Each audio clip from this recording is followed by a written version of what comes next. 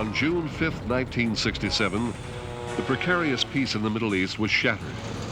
The hostilities that simmered between Israel and her Arab neighbors had been kept in check by United Nations observers for 10 years.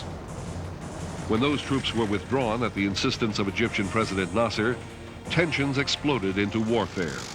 Fearing attack from the Arab countries at her borders, Israel launched a preemptive strike on Syria, Egypt, and Jordan. Led by General Moshe Dayan, Israeli forces attacked Arabs in the Sinai Desert, the Gaza Strip, Jordan, Syria, and in Jerusalem itself. Israeli troops advanced toward the Suez Canal, overrunning the larger Egyptian army. Further north in Jordan, Israeli paratroopers captured the center of Jerusalem after fierce hand-to-hand fighting with Jordanian troops. And in Syria, Israeli forces advanced to the Golan Heights. Because the Arabs looked to the Soviet Union for support, most of the Western world stood behind Israel.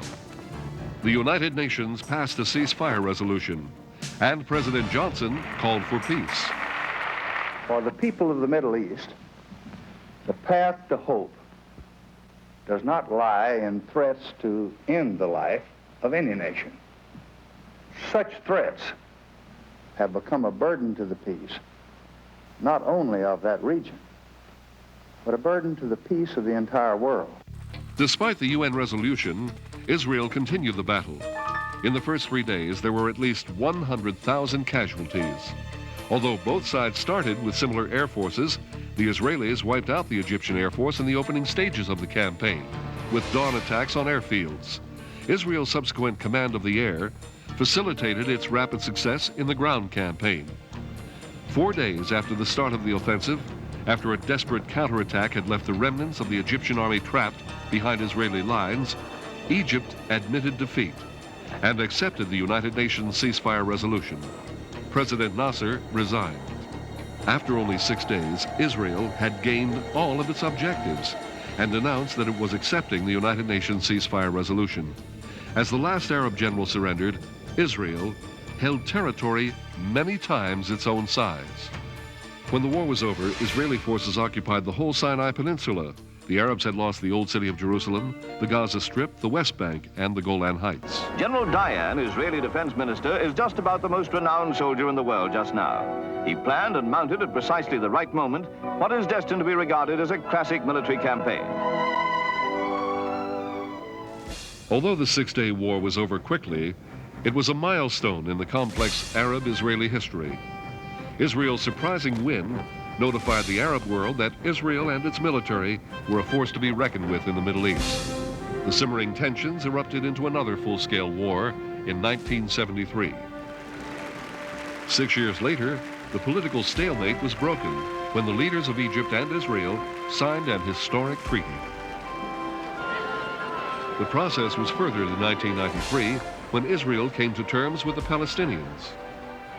We who have fought against you, the Palestinians, we say to you today, in a loud and a clear voice, enough of blood and tears. Enough! The leaders of both people called for an end to the violence, and peace began to come to a troubled land.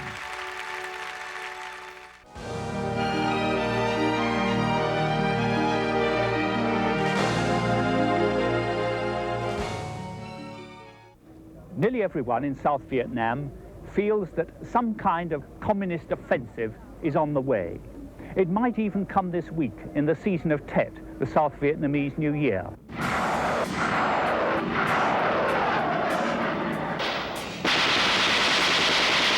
January 31st, 1968, marked the beginning of the end of the Vietnam War. Communist guerrillas shattered the Lunar New Year truce by launching a massive offensive throughout South Vietnam. The campaign began during the Tet holiday with a series of more than 100 coordinated attacks aimed at American and South Vietnamese troops. Vietnam. United States helicopter gunships backed up ground forces in a strong assault on a Viet Cong position only 3 miles from Saigon's Tan Son Nhut Air Base. U.S. and South Vietnamese forces headquarters are located on the airfield's perimeter. The communists had showered the HQ and surrounding area with rockets and mortar bombs. Troops followed up the advantage gained by the air support to knock out the VC.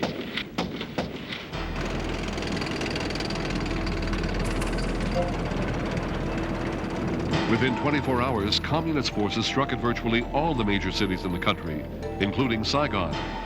What had been a guerrilla war fought primarily in the jungles suddenly erupted throughout the entire country and led to major victories for the Viet Cong. The Tet Offensive would prove to be the turning point of the war. The communist ability to stage such a massive offensive stunned America. The public now began to doubt the military's ability to win the war. Without public support, President Johnson knew that the war could not be won on the battlefield. In response to the attack, President Johnson initially dispatched an additional 10,000 combat troops to Vietnam. At the end of March, however, he ordered a restriction on the bombing in North Vietnam, opening the door to peace talks with Hanoi. On May 13th, representatives from the United States and North Vietnam convened in Paris to begin negotiations. The talks would drag on for almost 5 years before an agreement was finally reached in 1973. Even so, the Paris Accords would not bring peace to Indochina, only a brief respite before the fight to the finish.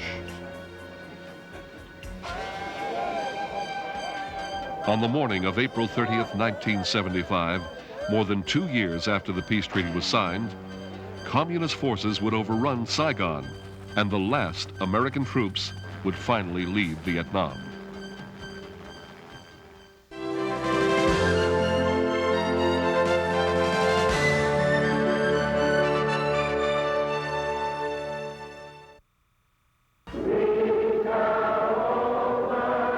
On the morning of April 4th, 1968, gunshots rang out at a small motel in Memphis. One of America's great leaders lay dead. America, where the death of another man, Dr. Martin Luther King, has left the sane world stunned and in mourning. Dr. King preached nonviolence. The demonstrations he led, like this one in Washington, were examples of orderly but powerful pleas for the equality and integration of American Negroes. But Dr. King was shot down by an assassin in Memphis, butchered by someone who did not understand the meaning of peace, as did the great Negro leader. The murder of Dr. King devastated the civil rights movement at a time in which it had been making great strides. Sadly, Dr. King's message of nonviolence went unheeded after his death. Rioting broke out in cities across the nation, leaving 45 people dead, hundreds injured, and more than 20,000 under arrest. Civil rights leaders appealed for calm. They asked people to remember Dr. King's message of nonviolence. Just 5 years earlier in Washington, Dr. King spoke of the America that he dreamed of. I have a dream that one day this nation will rise up and live out the true meaning of its creed. We hold these truths to be self-evident, that all men are created equal. I have a dream that one day on the red hills of Georgia, the sons of former slaves and the sons of former slave owners will be able to sit down together at the table of brotherhood. I have a dream. Dr. King's speech was heard around the world, and the world responded. In 1964, he traveled to Sweden to receive the Nobel Prize for Peace, the youngest Nobel recipient at age 35. King brought his message to other countries in Europe in speaking engagements and conferences. Still have a long, long way to go, but I think the important thing is that we are making progress. King was right. There was still a long way to go. Segregation and racial discrimination were still the norm in the South. Local governments even used state troopers to keep the status quo. In an effort to combat this, civil rights organizations began sending young Northern college students, black and white, to Southern cities to work for justice and equality. In time, public sentiment shifted, and Americans demanded an end to racial injustice and discrimination. In 1964, Congress passed the most important civil rights legislation since Reconstruction.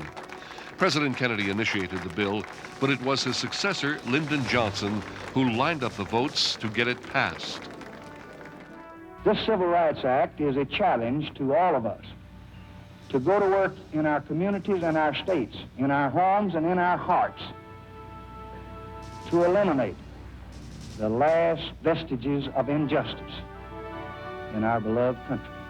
The new law prohibited racial discrimination in employment, public facilities, unions, and dozens of other situations, making these crimes federal offenses. Johnson handed out souvenir pens as mementos of the historic occasion. One of the recipients was Dr. Martin Luther King, Jr., whose efforts helped make this federal mandate for justice a reality. Dr. King helped change the destiny of a nation. Though one of America's most powerful voices was stilled on April 4th, 1968, Dr. King's dream for justice and equality for all could not be killed by an assassin's bullet.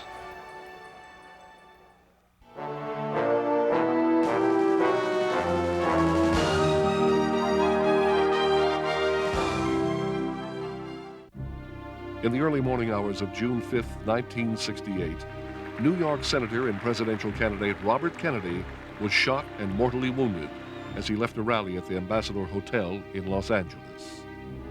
The shock and tragic irony of seeing yet another famous Kennedy cut down by an assassin's bullets, only 5 years after President John Kennedy's murder, plunged the nation into mourning.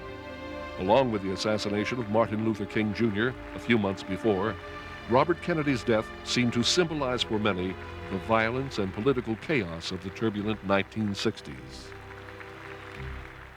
Robert Francis Kennedy was born on November 20th, 1925 in Brookline, Massachusetts.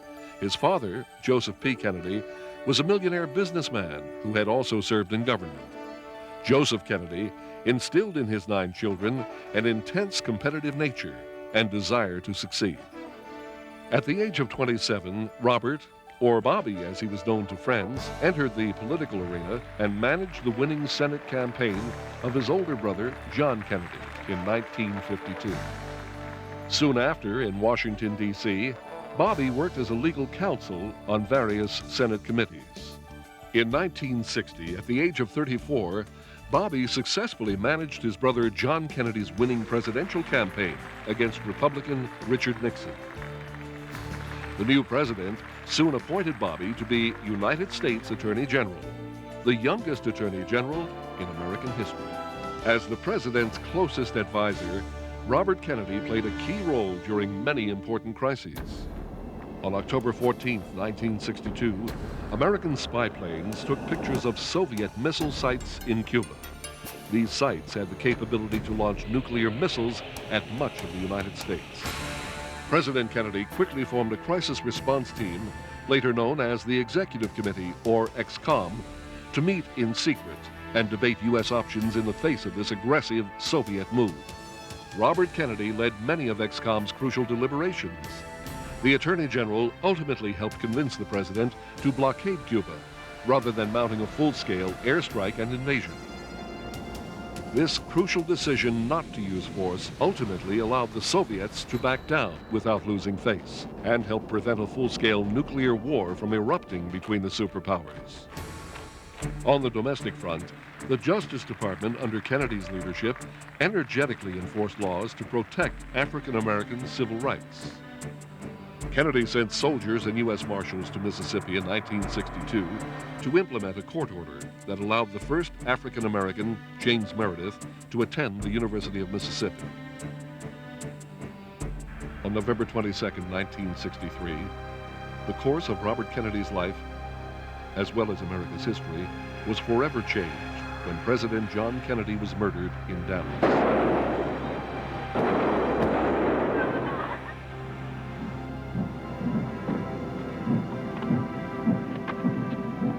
Bobby was emotionally devastated by his brother's death. Yet, within a year, he had resigned his cabinet post and mounted a successful campaign to become United States Senator from New York. Over the next 3.5 years, Senator Robert Kennedy became a leading liberal voice in his party, focusing in particular on issues such as poverty and urban decay. After some soul-searching, Bobby announced his candidacy for the presidency on March 16, 1968. This is a generous and compassionate country. That's what I want this country to stand for. Not violence, not lawlessness, not disorder, but compassion and love and peace.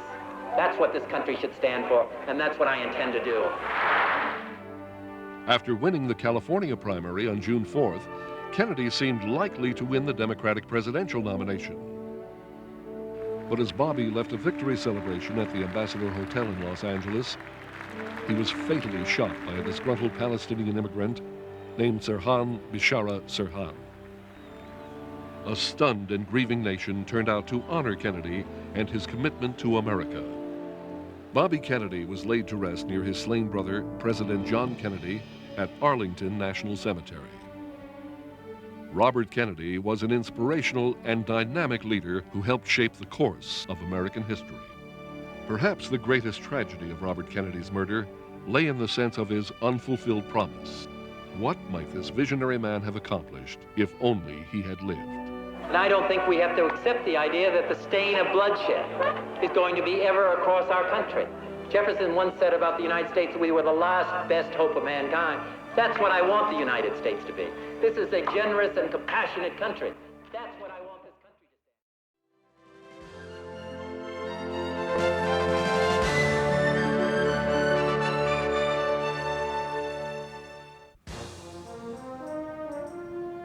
July 20th, 1969 was one of the most important dates in world history. Listen, Tranquility Base here. The Eagle has landed.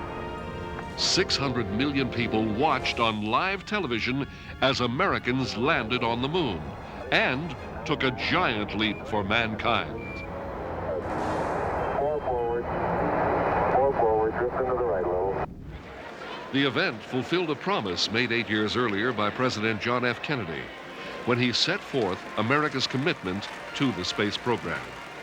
We choose to go to the moon in this decade and do the other things, not because they are easy, but because they are hard.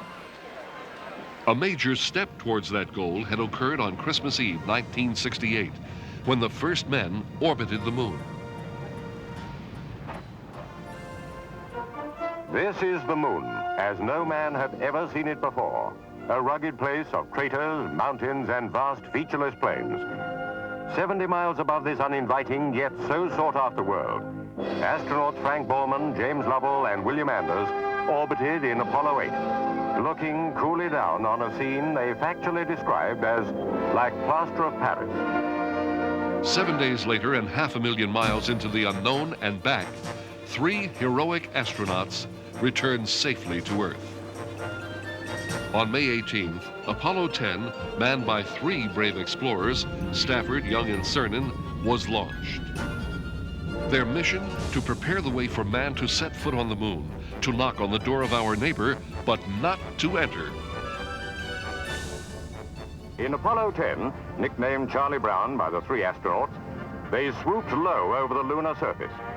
Then, the boldest experiment of all, as the lunar module, affectionately known as Snoopy, flew to within 9 miles of that rugged planet for man's closest look at one of the keys to the mystery of the universe. Over 1 million spectators, including press and celebrities, gathered at Cape Kennedy to witness the launch of Apollo 11 and the beginning of man's greatest adventure. The men setting out on this fantastic journey are called Neil Armstrong, Michael Collins, and Edwin Aldrin. They are names which will have their places amongst those of Earth's greatest explorers. The difference is, the moon is their uncharted continent. The time had almost come. Neil Armstrong, 38, married with 2 sons, was, God willing, to be the first man on the moon. Mike Collins, 38, married with 2 daughters and a son, would stay in orbit. Buzz Aldrin, 39, married with 2 sons and a daughter, was to be second man on the moon.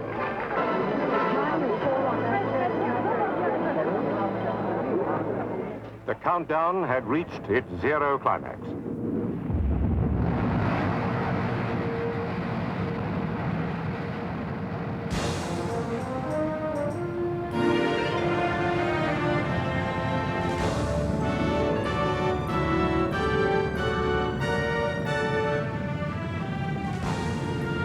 We choose to go to the moon in this decade and do the other things, not because they are easy, but because they are hard. Because that goal will serve to organize and measure the best of our energies and skills. Because that challenge is one that we're willing to accept, one we are unwilling to postpone, and one we intend to win. As the astronauts flew their way into history, new technology enabled the world to watch live as it happened. Video signals were sent over 250,000 miles through space back to Earth. 30 feet down, 2.5. Picking up some dust. 30 feet, 2.5 down. Straight shadow. 4 forward. 4 forward. Drift into the right a little. 6, down a half. 30 seconds forward. Straight shadow. 30 seconds forward. These indeed were tense and dramatic moments as the lunar module came into land, avoiding a deep crater and swooping down towards a safer landing site.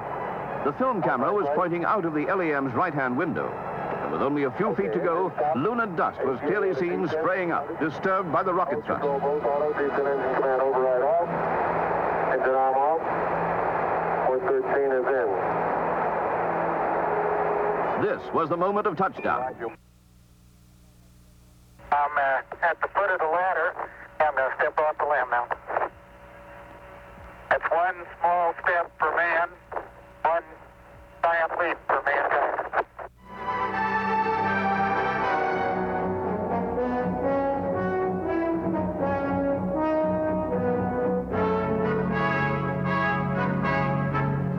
This is the century of discovery, and surely this is the story of the century. In a place known as the Sea of Tranquility had begun the quest for the stars.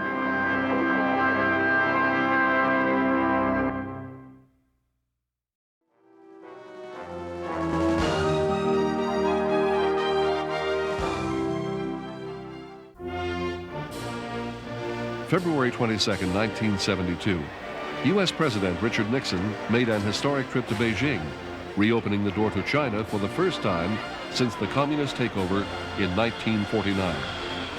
Nixon's trip was earth-shaking because the U.S. did not even have diplomatic relations with Red China, a country which had been a Cold War enemy for over 2 decades. And Nixon himself had always been fervently anti-communist. But Nixon realized that this was an opportunity to alter the landscape of world politics and to make history. Nixon met with Chairman Mao Zedong and Premier Zhou Enlai. The aim of the meetings, Nixon said, was to seek normalization of relations between the two countries and also to exchange views on questions of concern to the two sides. The Great Wall is no longer a wall dividing China from the rest of the world, but it is a reminder of the fact that there are many walls still existing in the world which divide nations and peoples. The Great Wall is also a reminder that for almost a generation, there has been a wall between the People's Republic of China and the United States of America. In these past 4 days, we have begun the long process of removing that wall between us. The president summed up the optimistic tone of the meetings when proposing a toast. And to all of our Chinese friends here tonight and our American friends, and to that friendship between our two peoples to which Chairman Chang has referred so eloquently. Just before the president left Shanghai to return to the U.S., a 1,500-word joint communique was released, containing the substance of the week's talks. The U.S. and China acknowledged the differences in their social systems, but they found agreement on 4 broad areas. They would progress toward the normalization of relations, and they would try to keep the world from engaging in an international war. On the question of Taiwan, Nixon committed himself to the ultimate objective of the withdrawal of all United States forces and military installations from Taiwan. And although the U.S. did not intend to stop defending the anti-communist regime in Taiwan, the risk of war over the island was reduced. Premier Zhou Enlai also spoke in optimistic tones about the Nixon visit. In the past few days, President Nixon met with Chairman Mao Zedong, and our two sides held a number of further talks in which we exchanged views on the normalization of relations between China and the United States and on other questions of concern to the two sides. There exists great difference of principle between our two sides. Through earnest and frank discussions, a clearer knowledge of each other's positions and stand has been gained. This has been beneficial to both sides. Nixon's visit to Beijing not only ushered in new Chinese-American relations, but it helped to split the Red Bloc of China and the USSR. As Russia saw the US and China begin to normalize relations, Russia itself began to make more overtures toward the US, leading to a new era characterized by détente. Nixon visited Moscow in May of 1972, and after that, the United States and Russia maintained a policy of negotiating on major issues. Tensions between the two superpowers were reduced, and profound changes in world politics had been created. All thanks to Nixon's historic trip to China on February 22nd, 1972.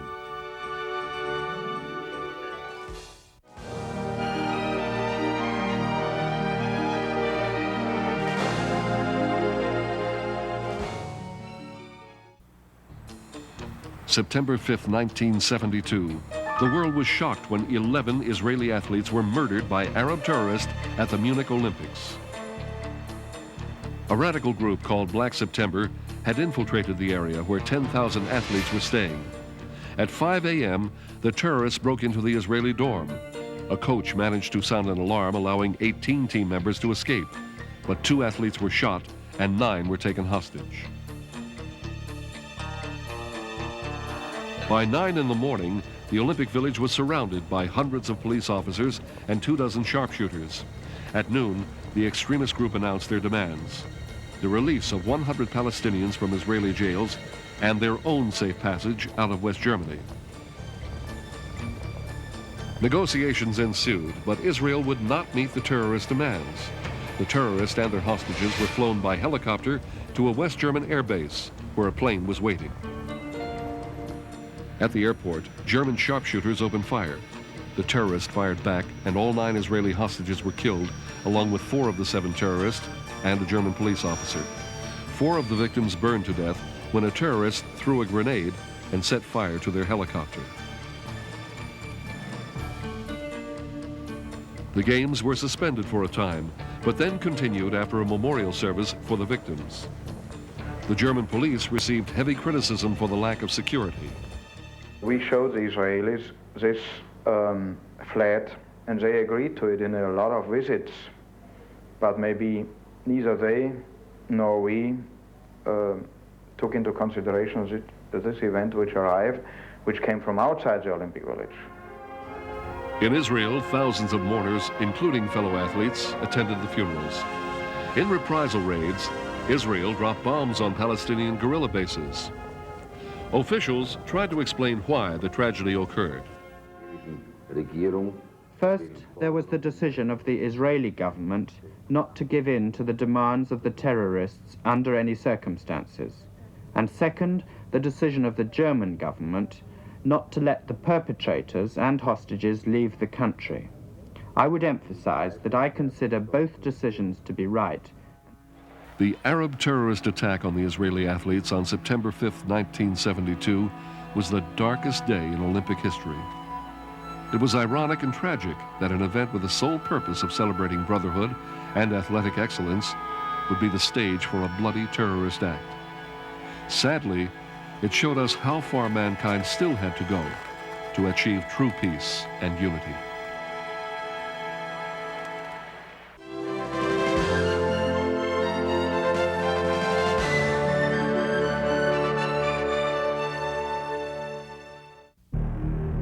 October 6, 1973, in the Middle East. At 2 o'clock in the afternoon, all hell breaks loose. Egyptian and Syrian military forces launch a massive surprise attack against Israel on Yom Kippur, the holiest day of the Jewish year. The conflict that follows, known in the West as the Yom Kippur War and in Arab countries as the Ramadan War, would have profound regional and global repercussions. The roots of this war could be traced to the bitter, ongoing dispute between Arabs and Jews. Since the Jews had emerged triumphant from the civil war in Palestine and proclaimed the State of Israel on May 14, 1948, there had been a series of wars between Israel and its Arab neighbors. At the heart of these Arab-Israeli conflicts lay a core dispute.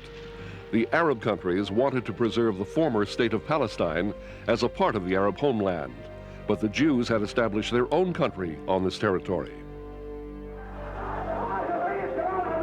Adding fuel to the fiery animosity between the two sides were their religious differences.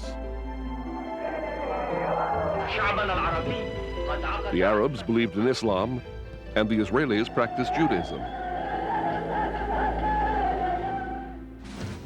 The first of these Arab-Israeli conflicts, Israel's War of Independence, erupted immediately after the country was founded in 1948. The surrounding Arab countries invaded Israel in an attempt to crush the newborn Jewish state. But Israel's fledgling defense force repulsed the invaders, and an armistice was signed in the early months of 1949. Hostilities broke out again during the Suez Crisis in 1956. When Egypt seized control of the Suez Canal and blocked Israeli shipping through the Gulf of Aqaba, Israel invaded Egypt as part of a joint military operation with the British and French. But in the face of international pressure, Israel was soon forced to withdraw to its pre-war borders. By 1967, Egypt was rearmed with weapons from its superpower benefactor, the Soviet Union. Egypt's President Nasser sent troops into the Sinai Peninsula and once again cut off Israeli shipping. In response to these belligerent moves, Israel decided to act.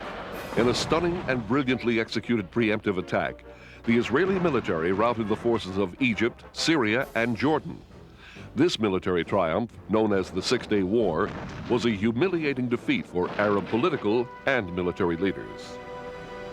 After the Six-Day War, Israel occupied previously Arab-controlled territories, including the West Bank, the Golan Heights, the Gaza Strip, and the Sinai Peninsula.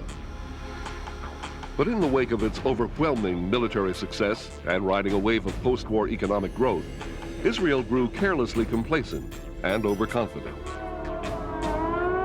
On October 6, 1973, during Yom Kippur, the Jewish Day of Atonement, Egypt and Syria unleashed a coordinated attack on surprised Israeli defenses. The Israeli military, caught off guard on this most important religious holiday, initially suffered heavy losses. Faced with a war on two fronts against well-supplied opponents, Israel was pushed to the brink of annihilation. But Israeli forces rallied. After weeks of fighting, and with the help of airlifted American equipment and supplies, the Israelis succeeded in forcing the Arabs back. On the Egyptian front, the intense fighting included one of the largest tank battles in history. Israeli forces also ejected the Syrians from the Golan Heights. A cessation of hostilities between Israel and Egypt was officially agreed to on November 11th, but it would take the intervention of U.S. Secretary of State Henry Kissinger to secure a permanent ceasefire between Syria and Israel the following year. No gift could be greater than the possibility of a true and lasting peace. Some of the newspapermen said, "Do I know how you do it?" I don't. But you've done it. For Israel, the war had been a harrowing experience. Though it had defeated its enemies on the battlefield, the war punctured Israel's feeling of military invincibility and psychological safety.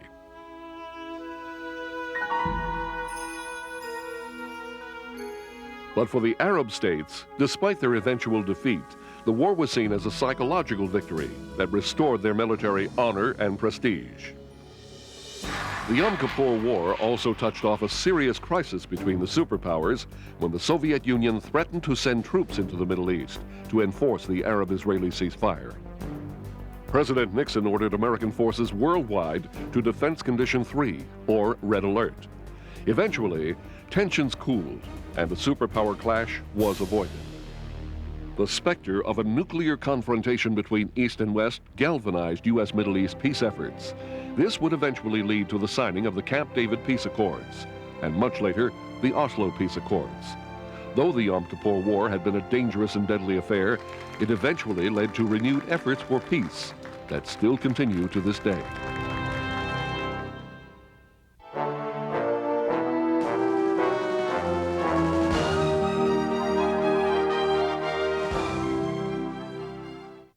I shall resign the presidency effective at noon tomorrow.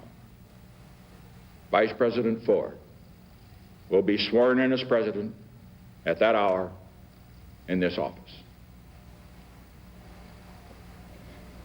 As I recall the high hopes for America with which we began this second term, I feel a great sadness. August 8, 1974, Richard Nixon became the first U.S. president to resign.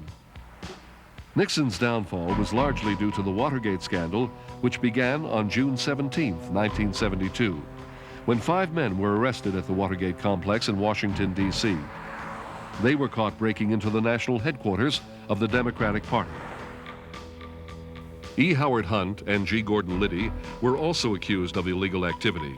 Liddy, who had been general counsel to the committee to re-elect the president, was fired when he refused to answer FBI questions about Watergate.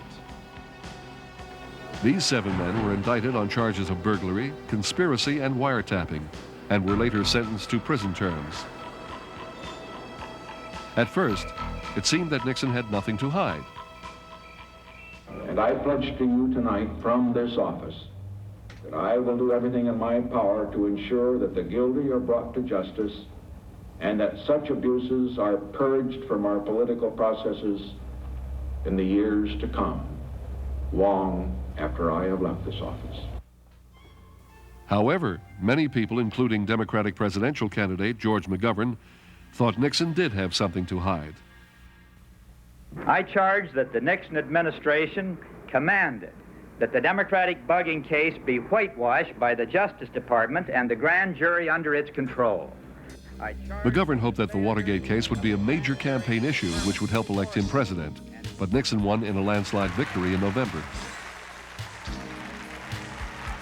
By February, it became clear that a cover-up had begun almost immediately after the Watergate break-in. The deputy director of the committee to re-elect the president told federal prosecutors that men in Nixon's inner circle were involved. He said they destroyed incriminating evidence and gave false testimony.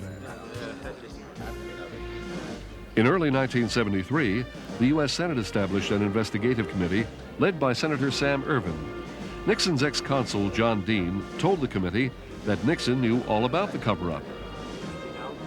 In July 1973, a former White House official testified that Nixon had secretly tape-recorded his conversations. The tapes were subpoenaed, but Nixon, citing executive privilege, refused to provide them. On March 1, 1974, a federal grand jury indicted 7 men, including H.R. Haldeman and John Ehrlichman, 2 of Nixon's closest advisors, and John Mitchell, the former Attorney General.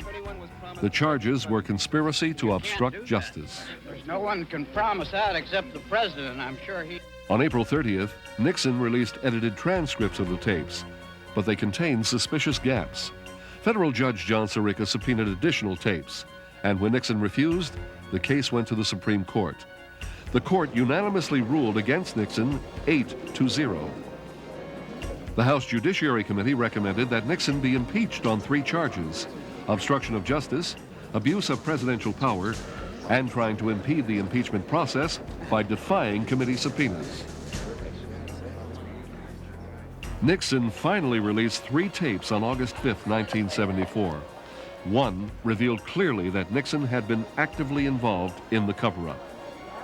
With impeachment inevitable, Richard Nixon resigned the presidency. By taking this action, I hope that I will have hastened the start of that process of healing which is so desperately needed in America. I regret deeply any injuries that may have been done in the course of the events that led to this decision.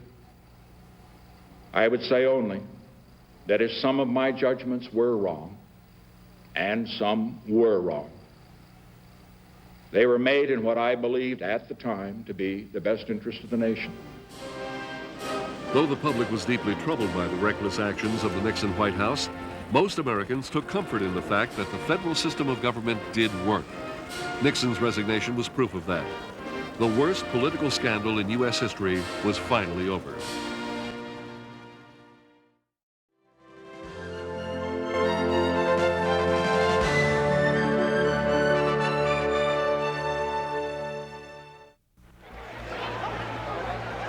April 30th, 1975, Saigon, the capital of South Vietnam, fell to the communists, signaling the end of the Vietnam War.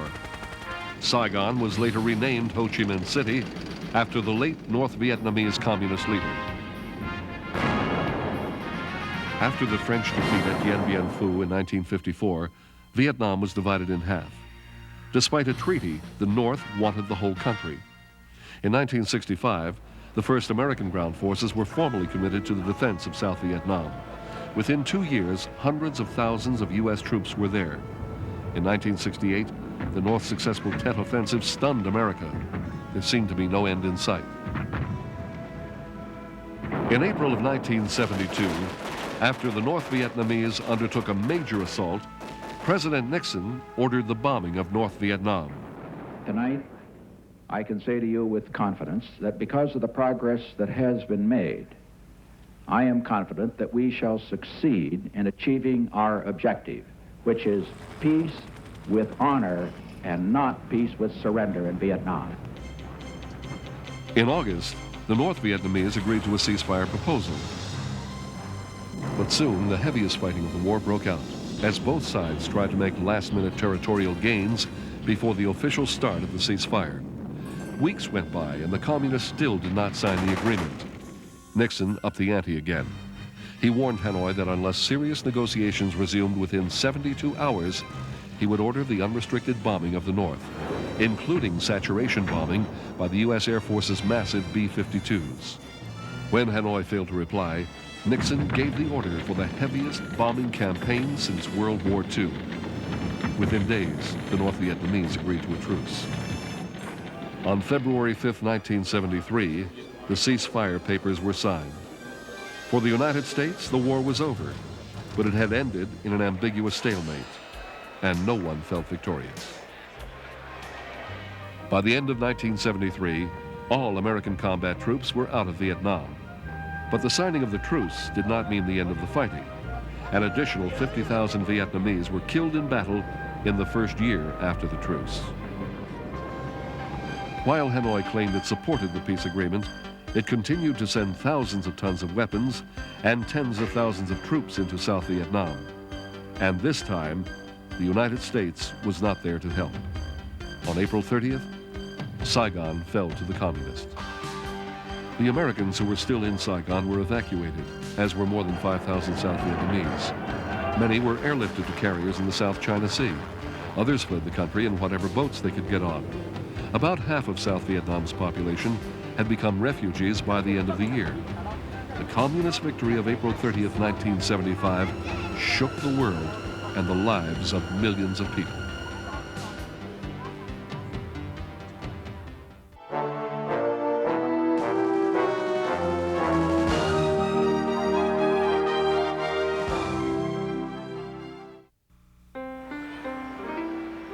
August 16th, 1977.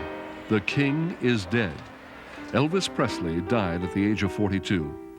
He was found unconscious in his bedroom at Graceland, his estate in Memphis, Tennessee. He was rushed to the hospital, but was pronounced dead within the hour from cardiac arrhythmia, or irregular heartbeat. Upon hearing the news of Elvis Presley's death, thousands of fans flocked to Graceland. I'm an Elvis fan. I have been for 20-something years. I loved him, loved his music. Sure did. And I'm real sad about what happened. Had tickets for his concert for next Saturday night. Gonna keep them as souvenirs. In the mid-1950s, Presley, with the help of his legendary manager, Colonel Tom Parker, created a pop music phenomena like nothing else in history.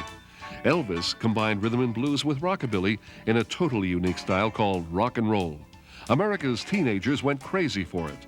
From 1956 to 1977, he had 106 top 40 hits and 28 gold records.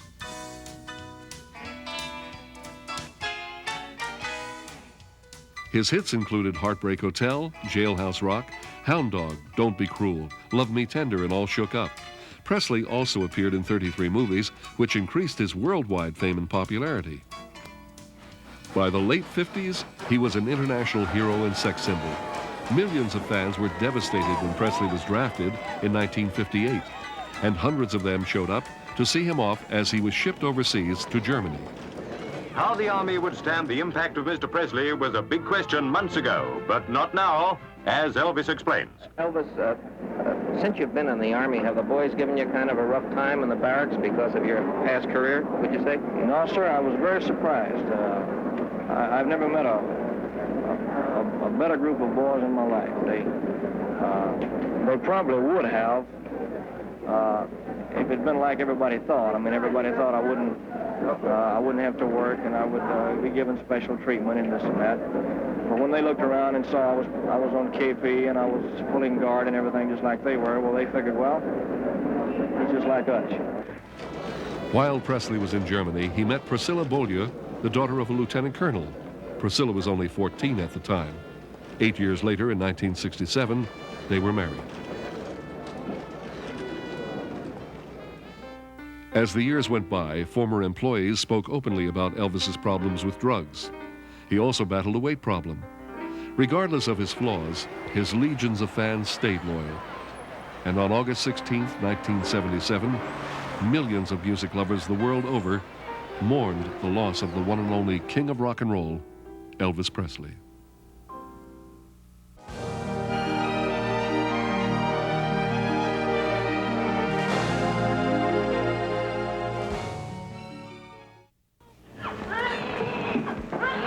July 25, 1978. Louise Brown, the world's first test tube baby, made history today when she was born in London to parents Leslie and John Brown. Little Louise weighed 5 pounds 12 ounces and was delivered by cesarean section. Like many infertile women, Mrs. Brown was unable to conceive because of a defect in the fallopian tubes, which carried the egg from the ovaries to the uterus each month.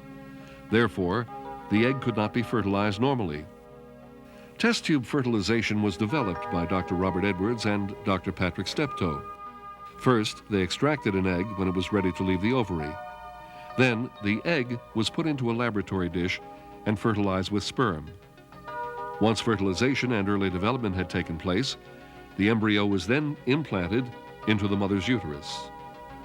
Steptoe and Edwards had worked on the technique for 12 years, pioneering methods for the examination of the fallopian tubes and the extraction of the egg cells at precisely the right time. While conception took place in the laboratory dish, seen here under the microscope, the challenge had been to prepare the mother's womb to accept the fetus. Steptoe and Edwards were able to solve that problem, enabling the fetus to develop normally in the uterus. At the time, it was estimated that this method of fertilization could help 20% to 50% of infertile women achieve pregnancy.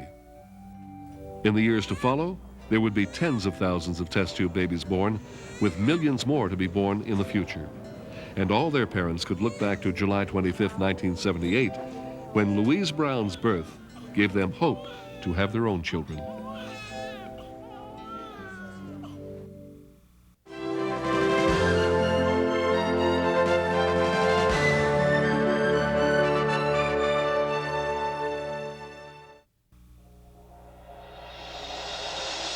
The whole world was shocked when over 900 members of a religious cult committed suicide in Jonestown, Guyana. The cult was called the People's Temple and was led by Jim Jones. Jones founded his church in Indiana in the late 1950s. He preached a gospel of integration and racial equality, while at the same time, he presented himself as the only source of salvation in a violent world. His ties to traditional Christianity were extremely slim. After moving his group to California, Jones's revival-style services drew thousands to hear the gospel singing and testifying. But the faith healing he displayed was a sham. Jones also abused his temple members. He physically beat his followers and forced both men and women to have sex with him. Members gave him their life savings and even signed their Social Security checks over to him. Jones became active in San Francisco political circles and was able to deliver votes to Friends of the People's Temple. In 1976, as a reward for political favors, he was named head of the San Francisco Housing Authority. But that same year, a story in New West magazine exposed Jones's corruption, sadism, sexual perversions, drug dependency, and abuse of People's Temple members. Jones left San Francisco, taking nearly 1,000 followers, and set up camp on a tract of land leased from the Guyanese government. His goal was to avoid the public eye. People play games, friend. They lie, they lie. What can I do about liars? Are you people going to leave us? I just beg you, please leave us. Bill, we will bother nobody. Anybody wants to get out of here can get out of here. We have no problem about getting out of here. They come and go all the time. I don't know what kind of game. People like publicity. Some people do. I don't. The trigger to the mass suicide was a visit by California Congressman Leo Ryan. He went to Jonestown to investigate complaints by constituents that their relatives, members of the People's Temple, were being mistreated and prevented from leaving. As Ryan was ready to leave Guyana, accompanied by several defecting cultists and news media personnel, a group of Jones's followers opened fire, killing Ryan, one of the defectors, and 3 reporters, including Bob Brown, the cameraman who shot this footage. 10 others were wounded. Producer Bob Flick was an eyewitness. There were many shots, and every time somebody would fall down wounded, they would walk over and shoot him in the head with a shotgun. So if you fell down, you had to get up and go. And they shot the motor on the airplane, and all during this time the engines are running.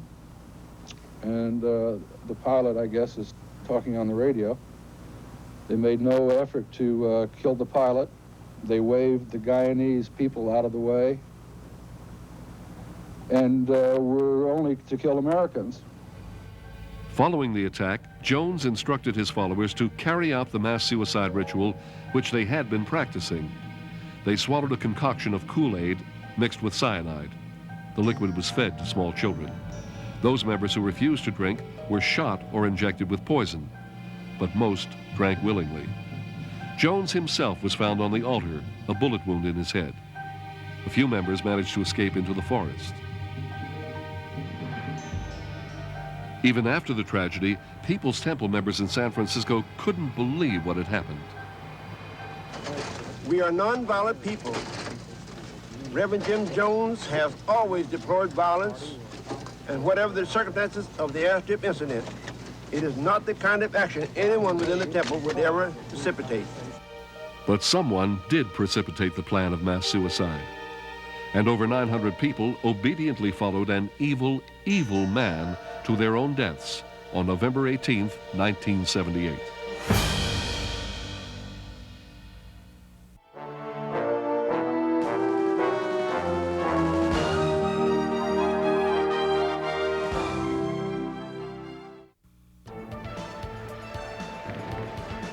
March 26, 1979, Israel's Prime Minister Menachem Begin and Egyptian President Anwar Sadat signed an historic peace treaty, ending a conflict that had existed since the State of Israel was first proclaimed back in 1948. On that very next day in 1948, warfare erupted between Israel and its 4 Arab neighbors, Egypt, Lebanon, Jordan, and Syria, countries who refused to recognize the State of Israel. Over the years, hostilities ranged from full-scale wars to terrorist attacks, as Israel fought Egypt and the other nations over territory that both the Arabs and Jews wanted to control. The long journey to peace began in November 1977 when Egyptian President Sadat visited Jerusalem on the invitation of Israeli Prime Minister Begin and addressed the Knesset, or Israeli legislature. In doing so, Sadat recognized Israel's right to exist and opened the door to a lasting peace. In September 1978, U.S. President Jimmy Carter invited Sadat and Begin to join him at Camp David, where they agreed on a framework for peace between Israel and Egypt. Those agreements led to the official peace treaty signed in 1979. Sadat and Begin praised Carter for his extensive role in engineering the agreement. So proud of both of you. God bless you. So let us now lay aside war. Let us now reward all the children of Abraham who hunger for a comprehensive peace in the Middle East.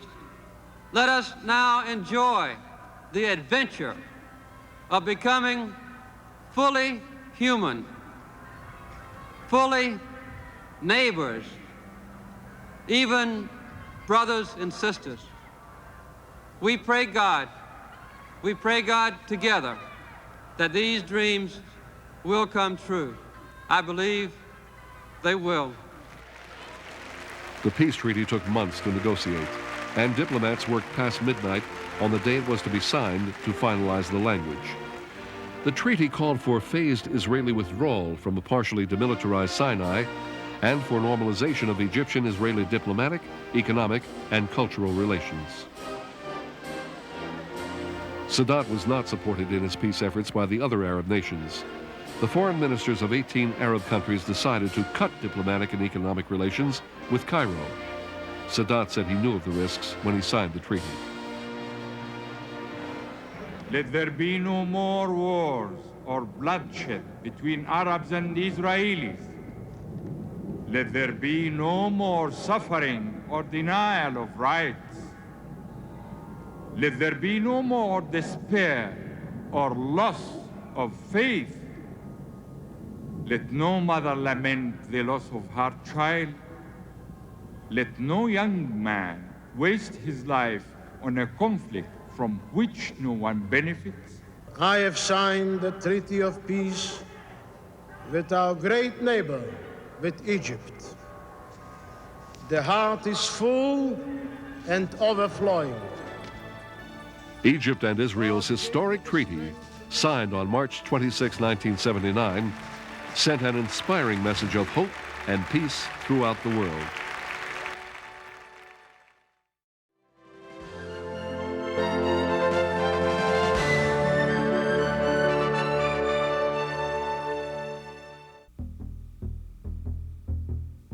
November 4th, 1979, Iranian students seized the United States Embassy in Tehran, holding the Americans inside as hostages. The Iranians claimed they were protesting the fact that America allowed the deposed Shah of Iran to enter the U.S. for medical treatment. Hatred against both Americans and the Shah ran deep, and the students' actions were supported by the Ayatollah Khomeini. Khomeini had returned to Iran just 9 months earlier. He had been in exile for 15 years, during which time Iran was led by the American-backed dictator Shah Mohammad Reza Pahlavi. Internal protest against the Shah had reached a peak at the end of 1978, and the Shah was forced to flee the country. 93% of Iran's 35 million people were Shiite Muslims, and they wanted their spiritual leader, Ayatollah Khomeini, back to rule Iran. When he returned to Iran on February 1st, 1979, he was greeted by literally millions of Iranians. Khomeini was considered the Imam, a mediator between God and man, a leader whose teachings are unquestioned. Khomeini said that the embassy seizure was not a matter between Iran and America, but rather a struggle between Islam and the infidels. He used the hostage crisis to emphasize his claim that the United States was responsible for all of Iran's troubles. He said his opponents were under orders from the CIA. When the United Nations and the World Court condemned the seizure, Khomeini said they were just pawns of the enemy. A wave of anti-American violence swept through and beyond Iran. Centering the power of the government in the Muslim clergy, Khomeini instigated a strict Islamic way of life for all Iranians. Alcohol was forbidden. Men and women were segregated in schools, at swimming pools, beaches, and other public places. Women were forced to cover their faces and bodies. Most music was banned from radio and television. On November 19th and 20th, Khomeini released 13 hostages, 5 women and 8 black men, but would not release any others. When negotiations, the freezing of Iranian assets, and veiled threats of military action failed to free the hostages, the United States attempted to rescue them on April 25, 1980. Tragically, the attempt ended in disaster when one of the helicopters collided with a rescue aircraft, killing 8 servicemen. In the past, the students have threatened to kill the hostages if the Americans embarked on any military action. But there is undisguised delight here at the American failure, and the resolve of the militants has been strengthened. The 52 American hostages were finally released on January 21, 1981, at the moment when Carter's administration ended. The Iranians believed they had succeeded in bringing down Carter and saw no political advantage to continuing to hold the hostages. They also had Iranian assets that were frozen during the crisis returned in the form of 50 tons of gold. The nightmare was over, not only for the hostages, but for America too.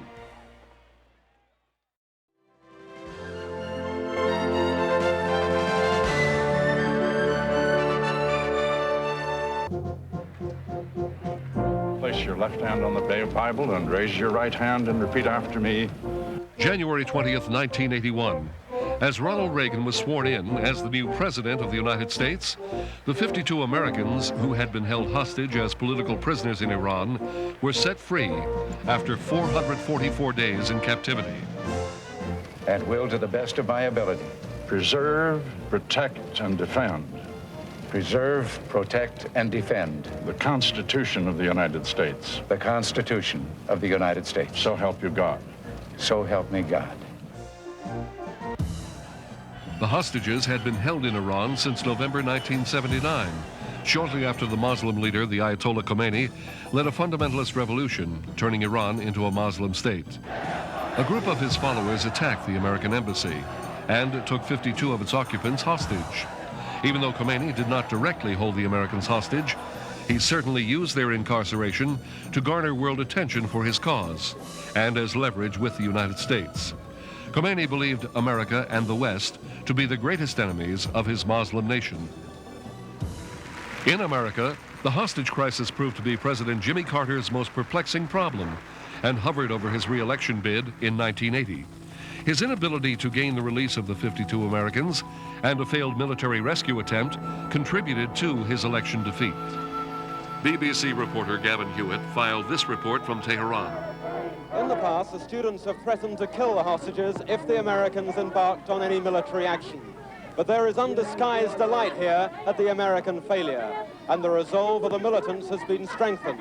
Once again, there is talk here of putting the hostages on trial and delaying their eventual release. Through negotiations in Carter's last days, the Iranians agreed to release the hostages when new President Reagan took the oath of office. This way, neither president could take credit. 50 tons of gold were returned to Iran when America agreed to unfreeze Iranian assets as a condition of the hostage transfer. With this done, the hostages were finally freed. Their plane took them from Iran to Algiers, then on to Frankfurt. At the American military base in Frankfurt, they were greeted by an army band and given a hero's welcome.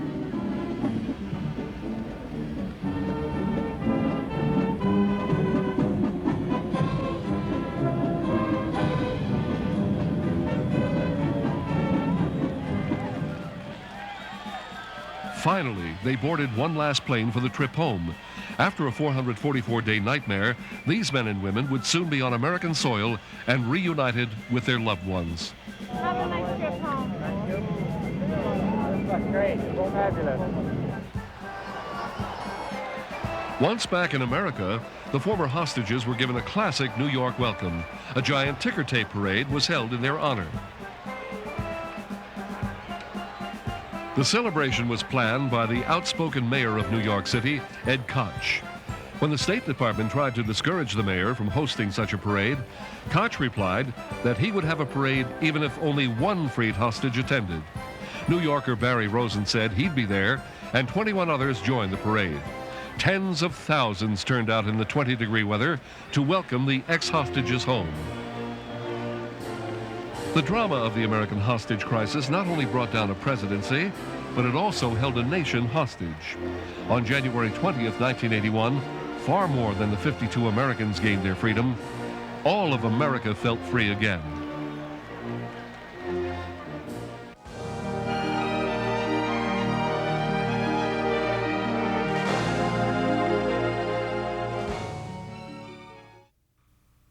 March 30th, 1981. Shots ring out in Washington, D.C. as American President Ronald Reagan becomes the target of a would-be assassin.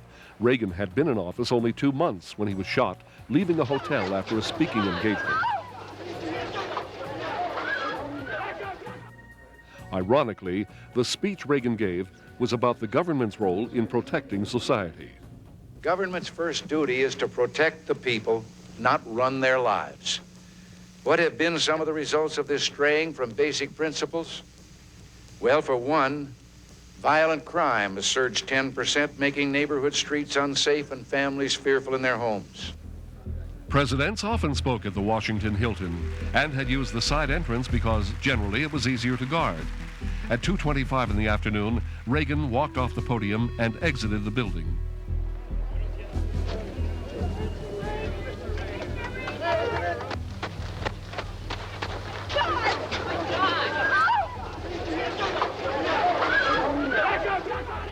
The entire shooting took only 10 seconds. Reagan was shot once in the chest. Presidential Press Secretary James Brady, Washington, D.C. police officer Delahanty, and Secret Service agent McCarthy were also hit. The Secret Service pushed Reagan immediately into his car as Agent McCarthy put himself between the president and the would-be assassin. The gunman was tackled to the ground, and then he too was put in a car and rushed away. In those 10 seconds, 6 shots were fired and 4 men were wounded. Secret Service Director Jack Warner describes the actions of Agent McCarthy.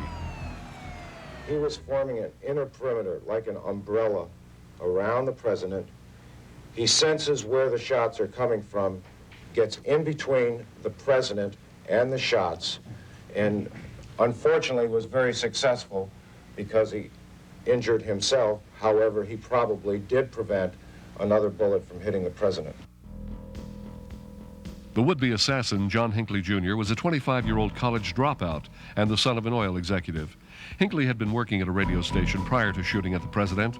He bought the weapon, a .22 caliber pistol, at a pawn shop for $47. Hinckley's psychiatrist admitted to the press that Hinckley had a history of mental illness. The Reagan family came forward to share their feelings on the shooting. I am not prepared to accept this, whether it was my father or anybody else. I have seen throughout the day the reaction of other members of the family. Mine is fury and rage and anger, and that in this country, this kind of garbage still goes on, and it is not going to happen to this president. President Reagan survived the assassin's bullet and recovered fully. John Hinckley was found not guilty by reason of insanity and was sent to a psychiatric institution. And Presidential Press Secretary James Brady, who suffered a debilitating head wound, became the namesake for an anti-handgun law that was passed 12 years after the shooting.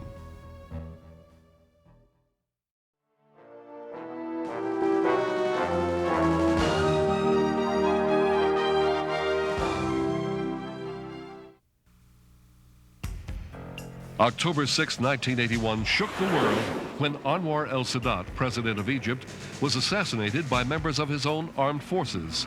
Sadat, who had recently made peace with Israel, was attending a military parade to commemorate the 1973 Yom Kippur attack on Israel. The review included a display of Egyptian troops, military hardware, and jet flyovers. While Sadat watched the air display, a truck with soldiers stopped. Men dressed in Egyptian army uniforms threw stun grenades at the reviewing stand, and then they opened fire with automatic weapons. They fired directly into the presidential platform.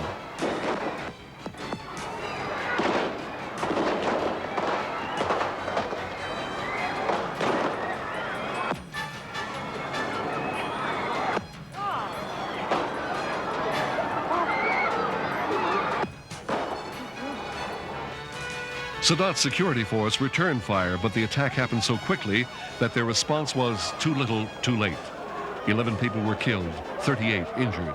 Sadat, mortally wounded, was carried away for medical help, while guards hustled an uninjured vice president, Hosni Mubarak, from the scene. Sadat died shortly after the attack. Other Egyptian officials and foreign ambassadors were thrown into government cars and whisked away to safety. Troops from the Presidential Guard moved into the heart of the turmoil. No one was exactly sure how or why this attack had happened. At the center of the confusion, people ran in every direction as the army tried to take control. Some of the assassins escaped in the chaos.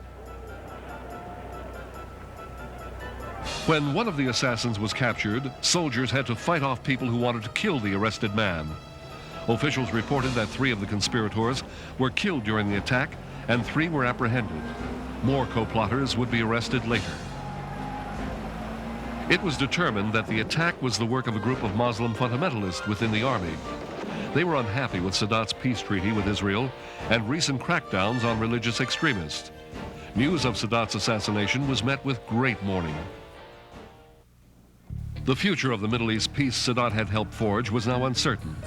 The pact Sadat made with Israel's Prime Minister Menachem Begin, brokered by United States President Jimmy Carter, could have unraveled. The 2 agreements, returning Israeli-occupied territory to Egypt and the ending of all hostilities between the 2 countries, were in question. President Reagan sent former presidents Nixon, Ford, and Carter as his personal envoys to Sadat's funeral. Sadat's death shook the world, but his commitment to peace between Egypt and Israel was reaffirmed and expanded upon by his successor, Hosni Mubarak. An assassin's bullet may have ended Anwar Sadat's life, but it could not kill his dream for peace in the Middle East.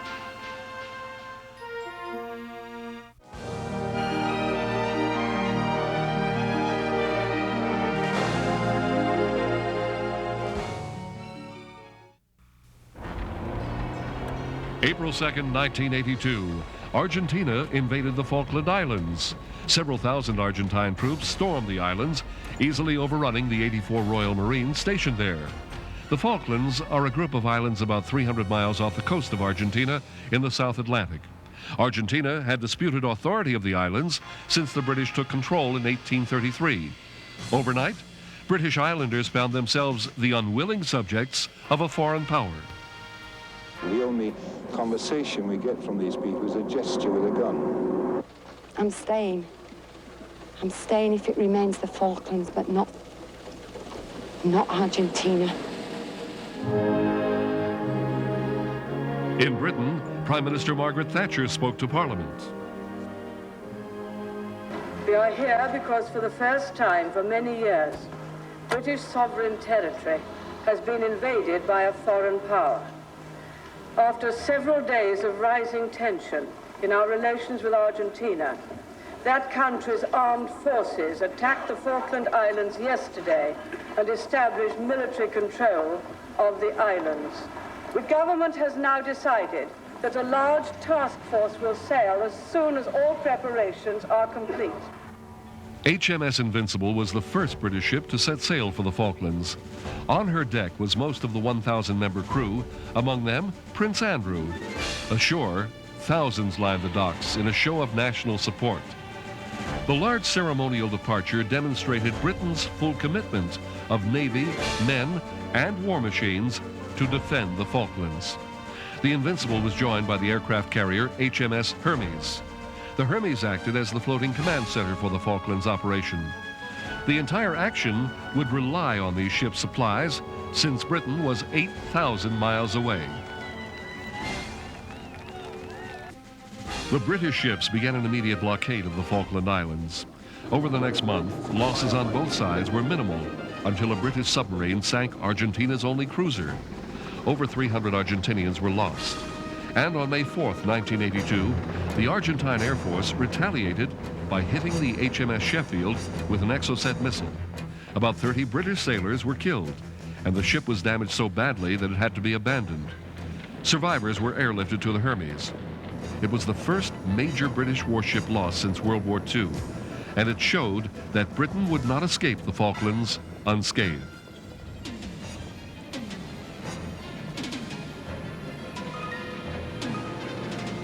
On May 21st, British troops boarded landing craft for the trip to the islands. The invasion of the Falklands was underway. It was a calm, clear day at sea, so the British Air Force had to keep Argentine jets away from the attack craft. 5,000 Marines sailed toward the coast.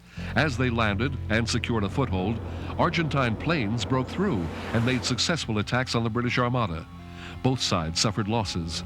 Many Argentine planes were downed, and Britain's HMS Antelope was hit twice by land-launched missiles. After dark, the Antelope exploded and caught fire. Another British ship was lost.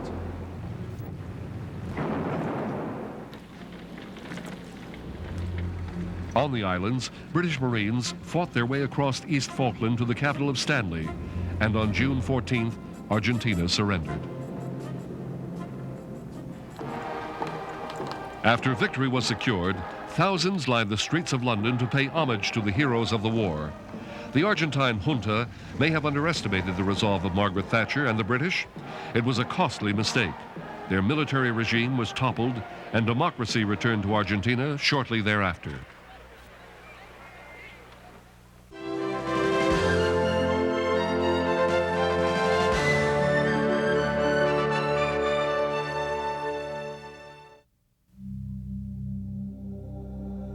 June 13, 1983, Pioneer 10, an unmanned spacecraft launched by NASA on March 2, 1972, becomes the first man-made object to leave our solar system. A journey begun in the air over Kitty Hawk, North Carolina, when the Wright brothers took man's first flight, continues as humans begin the physical exploration of interstellar space. Pioneer 10 was the first in a series of unmanned spacecraft designed to collect data on the outer solar system. Traveling at a speed of over 32,000 miles an hour on its voyage toward Jupiter, Pioneer became the fastest moving man-made object to leave the Earth.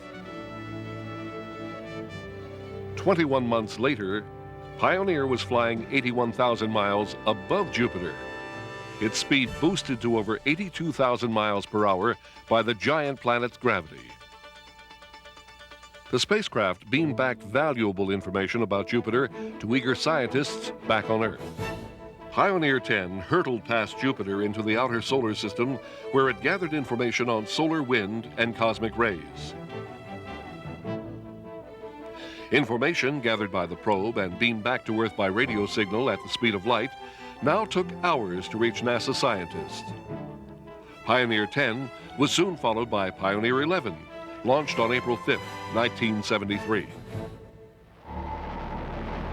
Though less dramatic than NASA's manned explorations of outer space, unmanned spacecraft are usually less expensive, more versatile, and certainly less dangerous than manned missions.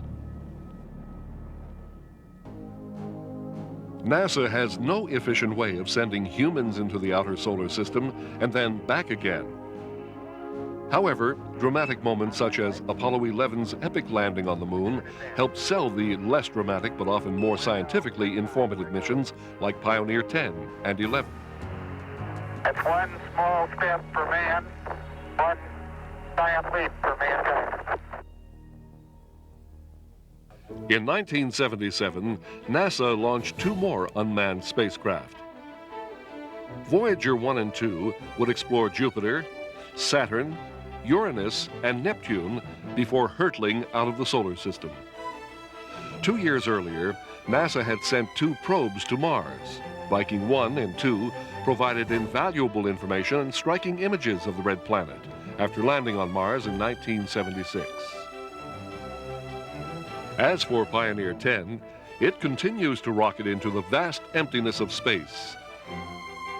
On March 31st, 1997, Earth received Pioneer 10's last message from over 6 billion miles away. No longer able to send transmissions back home, Pioneer 10 carries a message for others who may find it.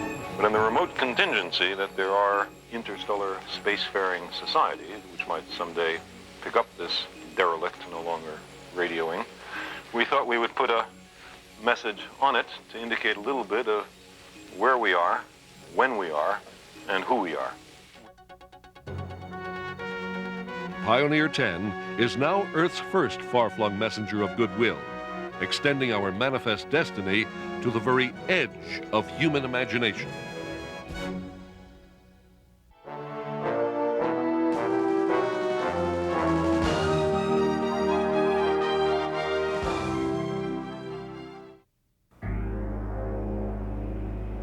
September 1st, 1983, a Korean Airlines 747 was blown out of the sky by 2 Soviet fighters. The jet's debris fell into the ocean.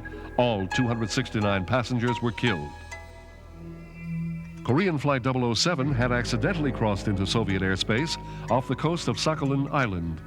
The plane, bound for Seoul, South Korea, had contacted Japanese air traffic controllers just 11 minutes before being lost on radar. The aircraft radioed Tokyo with a routine request to change altitude. At that time, the jet was already in Soviet airspace and was being followed by 2 fighter interceptors. But the Japanese never informed the airliner of that fact.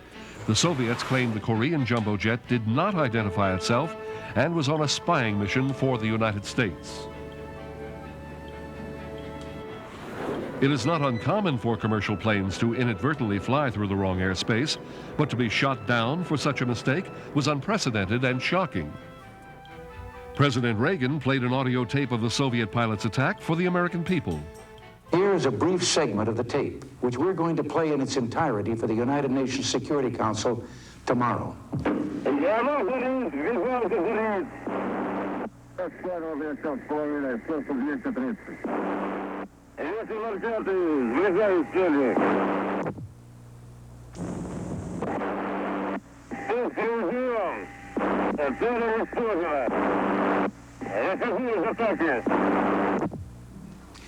Those were the voices of the Soviet pilots. In this tape, the pilot who fired the missile describes his search for what he calls the target. He reports he has it in sight. Indeed, he pulls up to within about a mile of the Korean plane, mentions its flashing strobe light and that its navigation lights are on. He then reports he's reducing speed to get behind the airliner, gives his distance from the plane at various points in this maneuver, and finally announces what can only be called the Korean airline massacre. What little was found of the passengers' personal belongings was assembled in Japan, a sad memorial to those that had died. Many of the collected items reveal the violent nature of the destruction of Flight 007. By Japanese law, personal effects recovered from an accident at sea have to be held for 6 months. Until that time limit is passed, this sad little display will remain in place. The wreckage recovered from the 747 was packed into boxes to become part of the official investigation. In just a few seconds, on September 1st, 1983, the Soviets had killed 269 people and had set East-West relations back to its lowest point in years.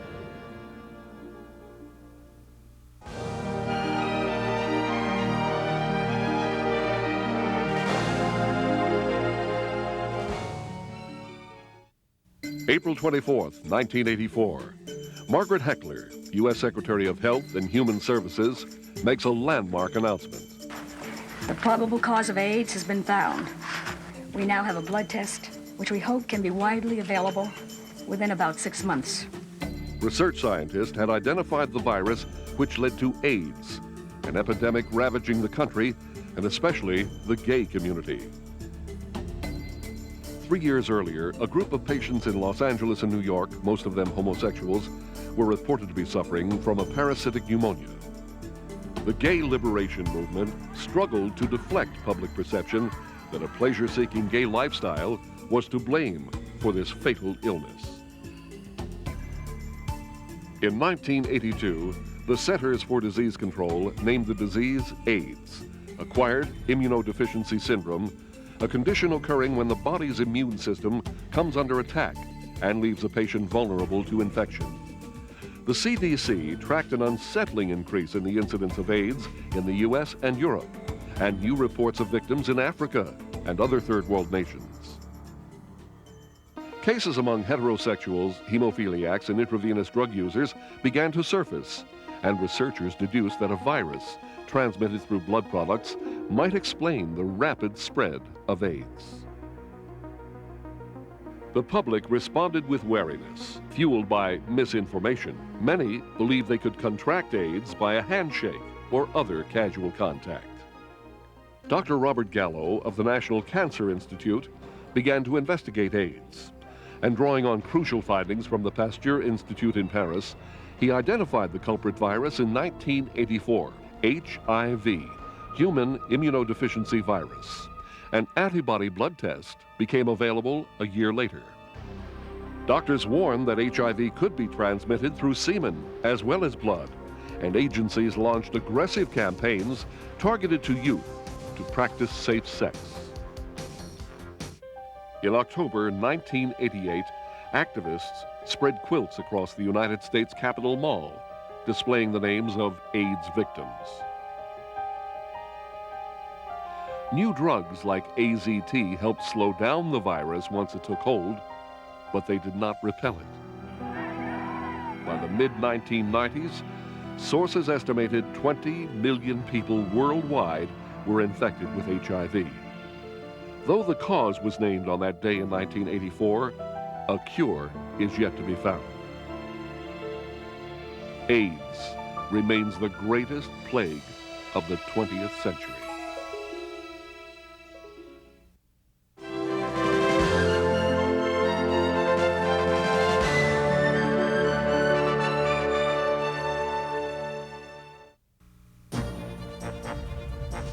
January 28, 1986 was a day of great promise for NASA as it looked forward to another successful launch for America's Space Shuttle Challenger. 4, 3, 2, 1, and liftoff.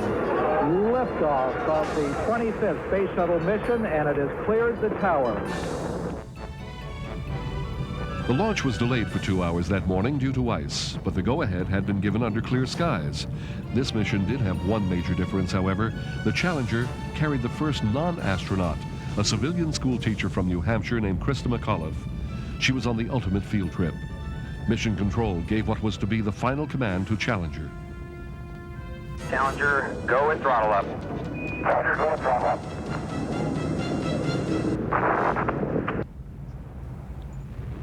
The Challenger erupted into a giant fireball. Something had gone wrong, terribly wrong. As the explosion was watched on the ground by the astronauts' families and millions on television, people began to realize what had happened. 1 minute and 13 seconds into the takeoff, the shuttle had exploded, destroying the ship and killing all 7 aboard. Challenger fell back to Earth as spiraling debris. Its 2 solid rocket boosters flew on directionless. Around the country and the world, there was only confusion and a terrible sense of loss. The crew of the Space Shuttle Challenger honored us for the manner in which they lived their lives.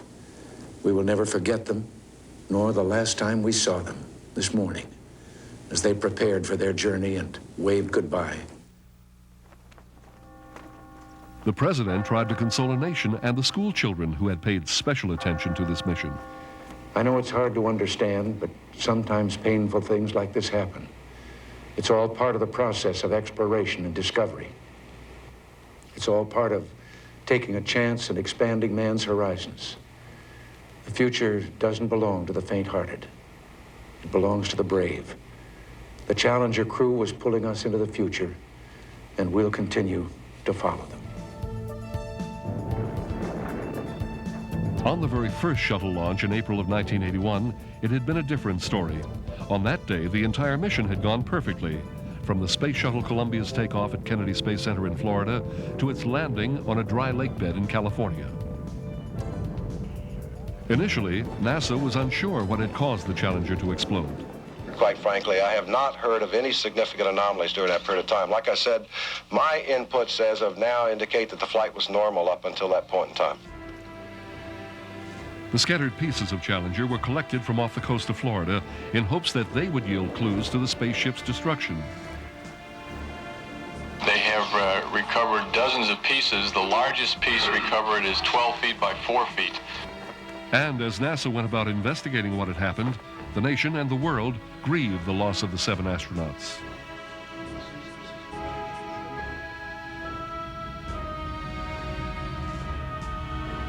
Through the analysis of the videotapes, computer data, and debris, NASA came to a final conclusion. a flame of burning fuel had leaked through a joint in one of the white solid rocket boosters and ignited the 700 tons of fuel in the main external fuel tank, causing the explosion. A special presidential panel was formed to evaluate how NASA conducted its business and how the accident could have been prevented. The president gave the panel the authority to dramatically improve NASA and the entire shuttle program. The shuttle would not fly again until the panel was satisfied that the ships were safe. The inspiration for this new commitment to the program was the memory of the 7 brave Challenger astronauts.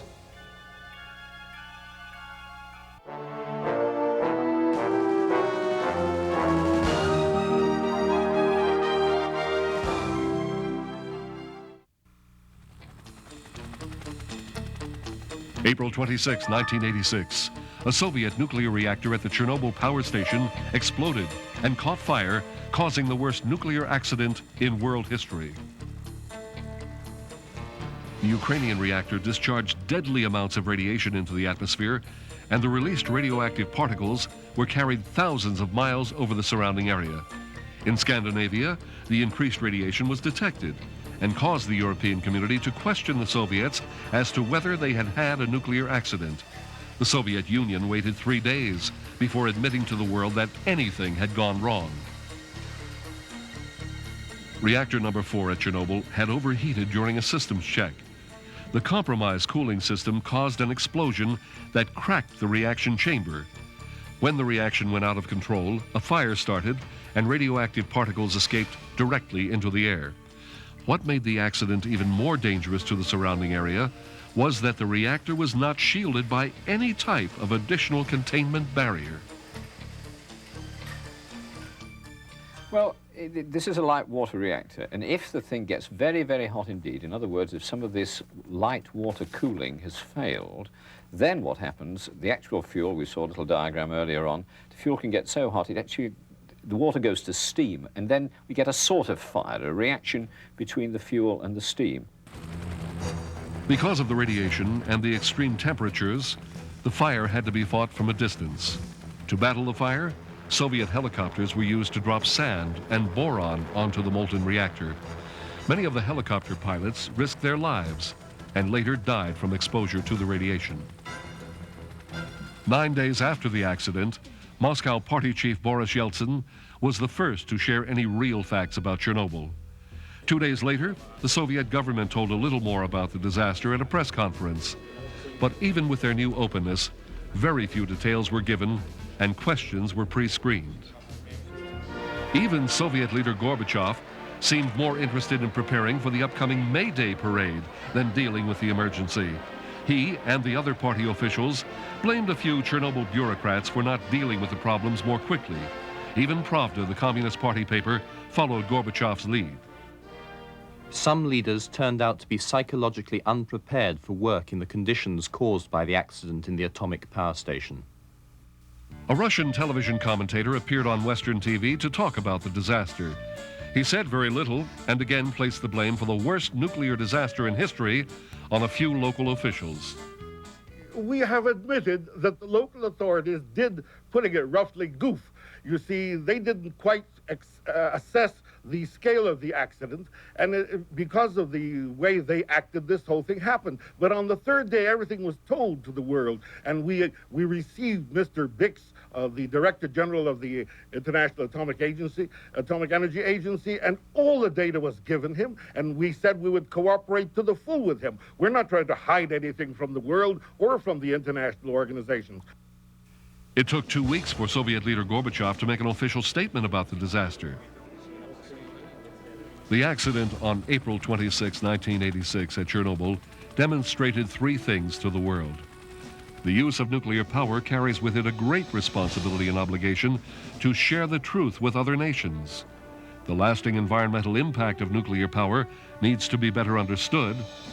And finally, that even with glasnost and perestroika, the Soviet Union still had a long way to go when it came to being forthright with the truth.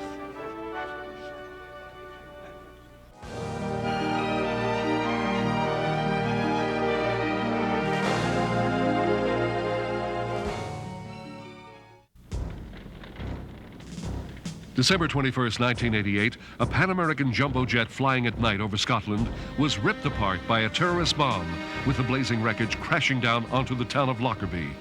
The citizens of Lockerbie said they heard a roar like an express train, and then it seemed to rain fire. We thought it was an earthquake at first, didn't we? Didn't know what it was, and then we rushed outside and just all this debris coming down. The New York-bound 747 had just taken off from London. It was full of fuel, with 259 passengers aboard. The explosion happened at 31,000 feet, creating a 300-foot fireball that covered the town below with burning debris. Emergency crews worked in the dark trying to sort out the damage and death. Not only had the plane been destroyed, but a quiet Scottish town was nearly in ruins. It came straight down, and then this great mass of flames, and I turned to run, but there was nowhere to run to. The fuselage shattered into countless pieces and was spread out over a large area. The plane's cockpit came to rest 3 miles from the town. All of the plane's 259 passengers were killed, as well as 20 of the town's people. As far as I know, I've lost my brother-in-law, my sister-in-law, and their house is there's just a 30-foot crater where their house was. Like, I can't even find the house. In daylight, it was possible to assess the total extent of the damage. Aviation experts determined from the plane's total destruction that Pan Am 103 had been the victim of a mid-air explosion, probably from a bomb. From above, the destruction took on a new magnitude. The roofs of houses were torn off. Crashing wreckage had created massive craters, and entire blocks were flattened. British Prime Minister Margaret Thatcher came to Lockerbie to survey the damage and lend comfort to the survivors. One has never seen or ever thought to see anything like it, and I don't think anyone else has either. I went to the other site where obviously a lot of the petrol contained in the wing exploded, and the other site with the many houses that were damaged looks very much worse in daylight than it did from what we could see on television last night, and the damage much more widespread. And again, it is beyond anything in one's experience. On the second day, emergency workers posted a list of the townspeople who had survived. It was impossible to know who had died, only who was missing. In the investigation of the disaster, answers were discovered. The destruction of the jet and of Lockerbie had been caused by a terrorist bomb. Through high-tech analysis and expert investigation, the bomb was linked to militant factions in Libya. Libya, long a thorn in the side of Western nations, protected the suspects. 2 radicals were charged with the crime, but Libya's leader, Muammar Gaddafi, refused to allow them to be extradited. The Lockerbie disaster did motivate the major nations of the world to dramatically tighten airport and airline security. Hopefully, the sad lessons learned on December 21st, 1988 will save countless others.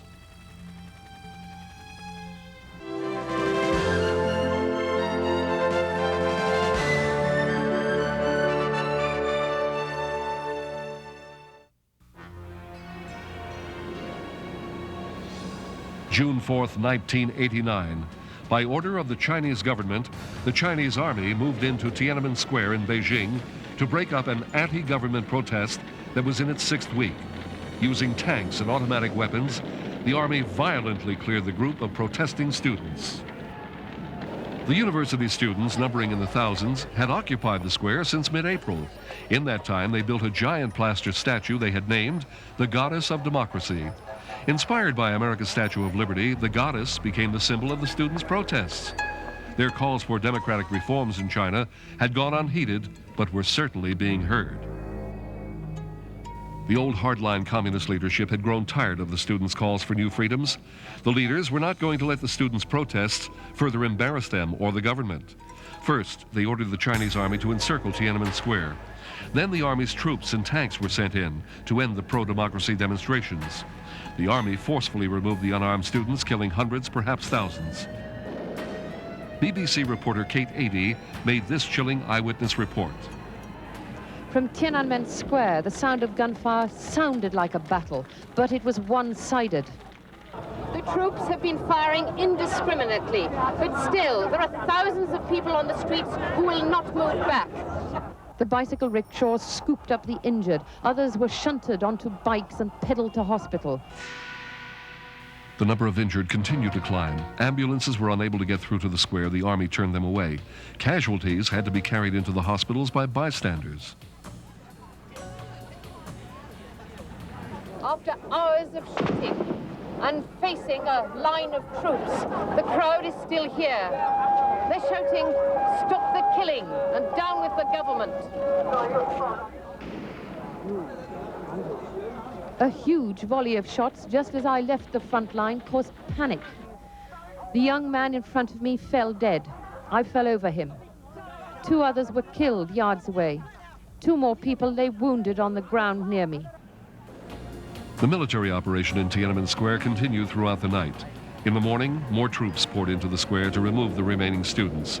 It became obvious that the openness that had swept through the Soviet Union was not going to come to China quite yet.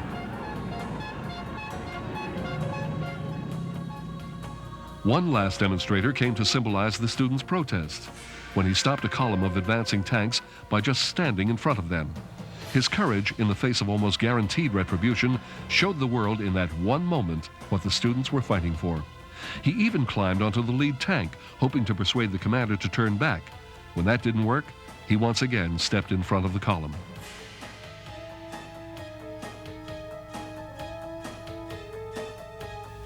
The June 4th, 1989 crackdown succeeded in removing the students from Tiananmen Square, but neither the army nor the communist government could remove the growing desire for democracy from the people.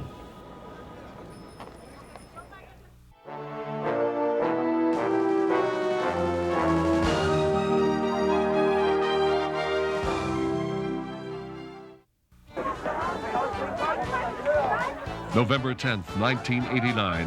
For the first time in almost 30 years, Berliners from the East were free to cross the Berlin Wall to meet their fellow Germans in the West.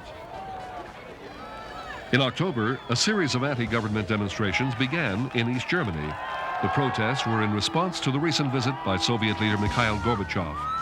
Gorbachev had given the Russians new freedoms. The protesters demanded to know why East Germany had not shared in these reforms. The East German government tried to stop the protest, but they continued. The pressure on the government forced longtime President Erich Honecker to resign. The newly installed communist head of state, Egon Krenz, went immediately to Moscow to meet with Gorbachev, hoping to gain Soviet support. No support was given. Gorbachev believed this was a matter for the East Germans to sort out. The reform movement continued to gain momentum. Protests became a regular occurrence in most large East German cities. 500,000 marched in Leipzig and over 1 million in Berlin. The people were speaking en masse. The government had 2 options in dealing with the political protest.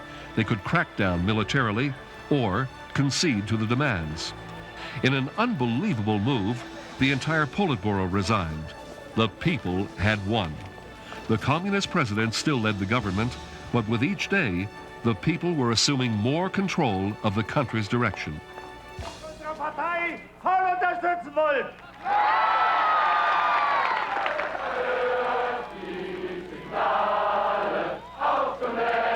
Even the president caved in to the political pressure, and on November 9th, he opened the border crossing points between East and West Berlin. He thought his concession would save East Germany, but instead, he hastened its demise. Within hours of the announcement, people started turning up at border checkpoints. At first, border guards demanding proper visas turned away everyone. But the people had learned how persuasive a crowd can be. They continued to push the guards until Checkpoint Charlie was opened. The East Berliners were welcomed by their Western neighbors.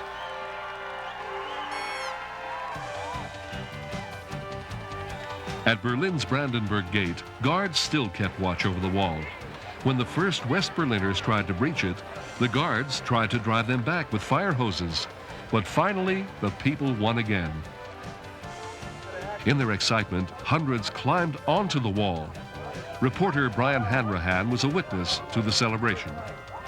Standing on top of the Berlin Wall, which for years has been the most potent symbol of the division of Europe. And there can be few better illustrations of the changes which are sweeping across this continent than the party which is taking place here on top of it tonight. I want to be an astronaut. But this will need to be more than a piece of November madness to wipe out the bitter memories of the past. And with nobody to stop them, it wasn't long before the first attempts were made to destroy the structure itself. Everybody was testing how far they could stretch their new freedoms.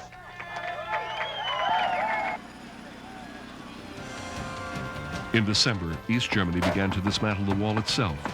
The giant concrete structure that had been the symbol of communist domination and East-West division came down. The wall's destruction would become a new symbol for the rebirth of the freedom that would shortly sweep throughout Eastern Europe and the Soviet Union.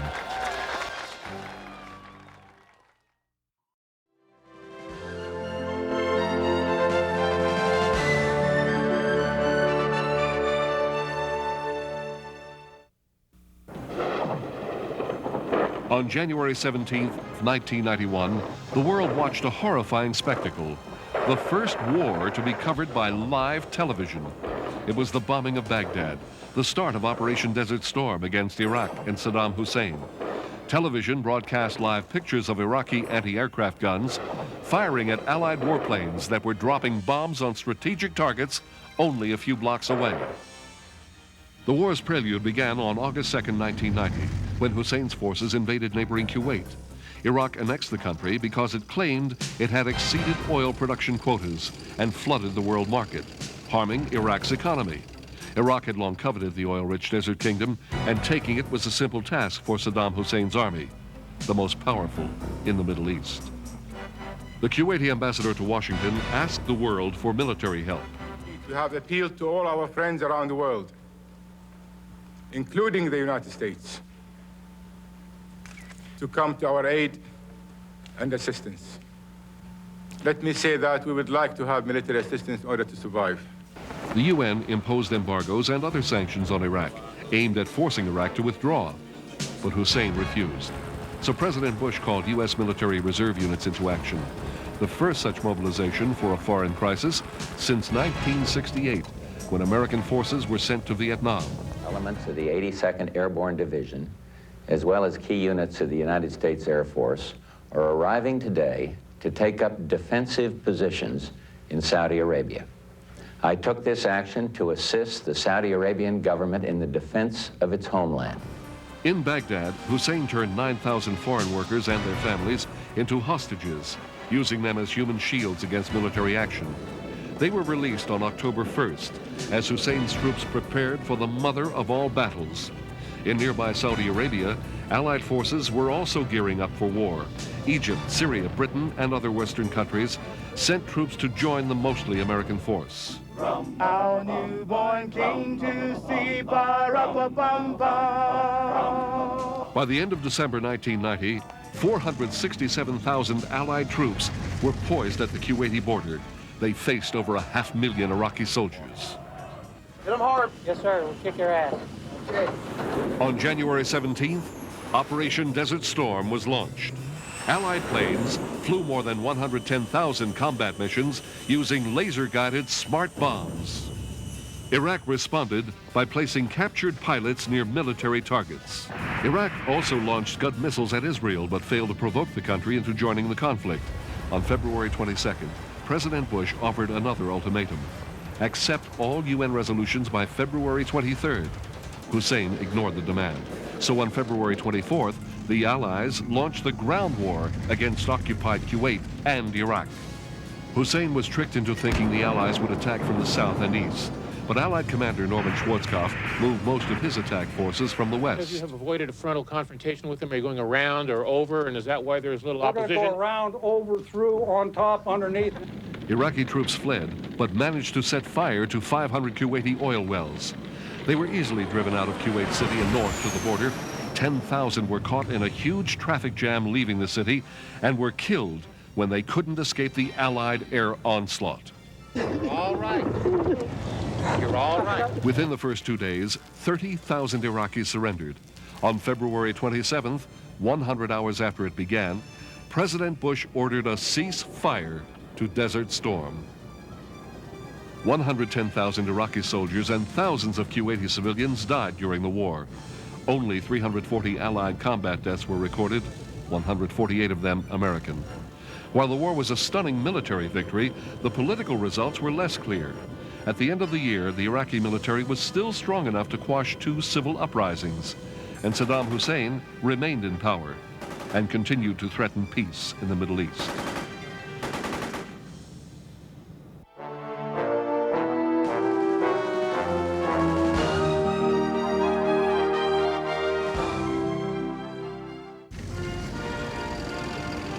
August 19th, 1991. It was the start of 3 days of turmoil and the beginning of the end for the Soviet Union and communism.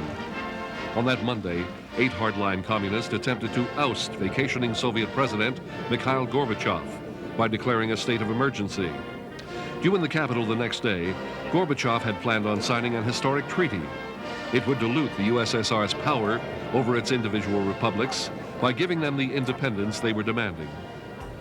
The junta didn't want that to happen, so they sent the KGB, the Soviet secret police, to surround Gorbachev's Black Sea villa to keep him from returning to Moscow. The coup was made up of key government leaders and was headed by Gorbachev's deputy, Vice President Gennady Yaneyev. He took over as president, telling the public Gorbachev was unable to lead because of failing health.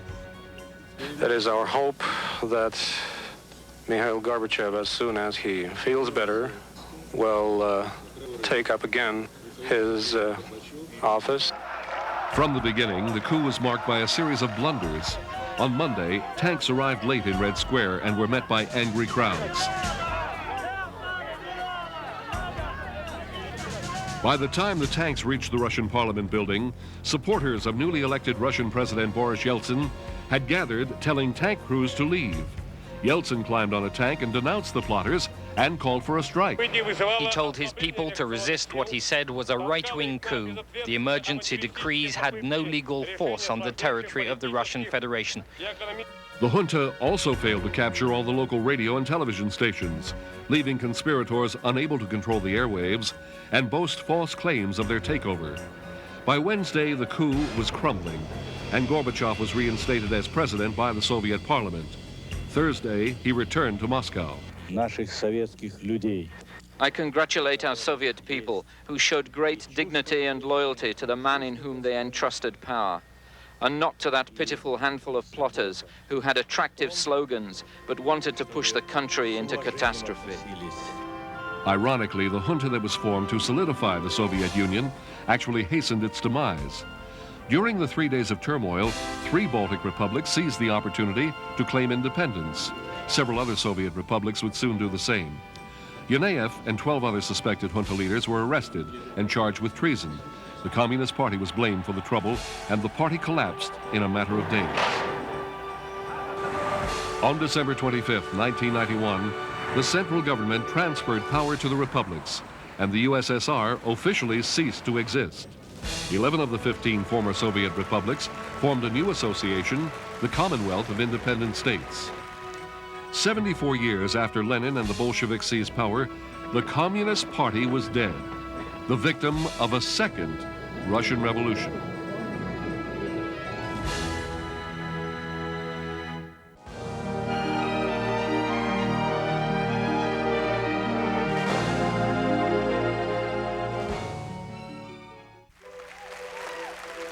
February 7, 1992 was a day to celebrate. 12 European countries signed the Treaty on European Union. The Maastricht Treaty was designed to integrate Europe into one political and economic superpower. It would reduce trade barriers, creating the world's largest free market made up of 340 million people. To further promote trade, it would create a single currency for all 12 nations by the end of the 90s. From the viewpoint of people who do believe in the European integration process, that the bottle is more than half full. And this is a victory for Europe and a victory for the integration process. The path to the treaty began in the 50s when trade and custom unions formed in Western Europe. Their goal, to rebuild economies that were destroyed by World War II. These pacts led 6 nations to form the European Community in 1967. The EC's customs-free common market was so successful, another 6 countries joined by 1986. In 1991, member nations gathered in Maastricht, the Netherlands, to finalize details of the Treaty on European Union. They decided the EC should develop its own defense force, foreign policies, labor agreements, and common currency. Germany's Helmut Kohl called the treaty a decisive breakthrough, and Francis Mitterrand said Europe was embarking on a great adventure. Could, he said, henceforth regard itself as the greatest world power in trade, in industry, and in research. Maastricht would bring the greatest changes since the Treaty of Rome. But some countries were hesitant to give up their national currencies. British Prime Minister John Major insisted that Britain retain the option to forego the European common currency.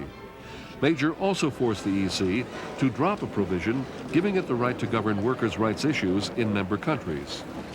I was not prepared to risk Britain's competitive position as the European magnet for inward investment. I was not prepared to put British jobs on the line. Major's insistence on special treatment for Britain upset some other EC countries that wanted to move forward. The history of our Europe learns us that even when 1 or 2 member states lag behind a little bit, the final analysis, they'll follow. European community leaders watched as implementation of the treaty slowed during a recession in 1992 and 93. Denmark and the United Kingdom indicated they probably would not join the single currency system. But in 1994, as the recession was ending in most European countries, interest in unification was revived. Once again, Europe was faced with the challenge of transforming 12 governments and their currencies into one by the end of the century.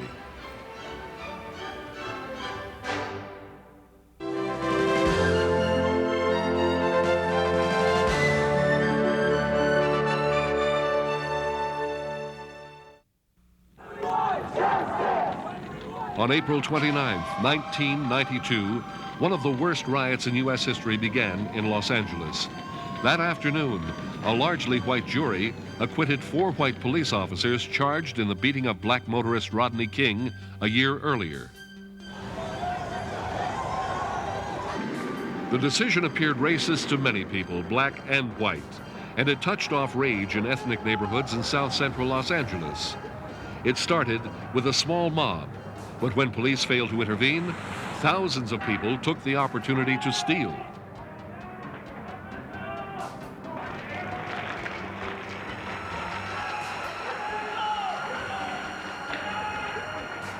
Looters grabbed everything from food to major appliances. Some motorists were dragged from cars and beaten. Arson fires were set throughout the city.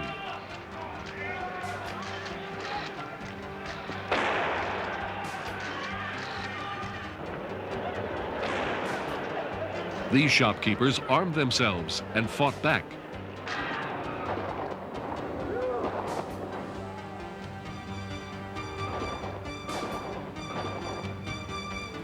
The violence continued until 4,500 National Guard and Marine troops arrived and restored order. Finally, on May 4th, relative calm returned to Los Angeles. The riot lasted 5 days and its toll was staggering. More than 50 people were dead and some 4,000 were injured. 12,500 were arrested in connection with the rioting. Over 600 structures were damaged or destroyed, and losses exceeded $1 billion. Many concluded that growing unrest among impoverished inner-city residents and distrust between minorities and police was the fuel that fed the fires. Sadly, those flames still smolder in the City of Angels.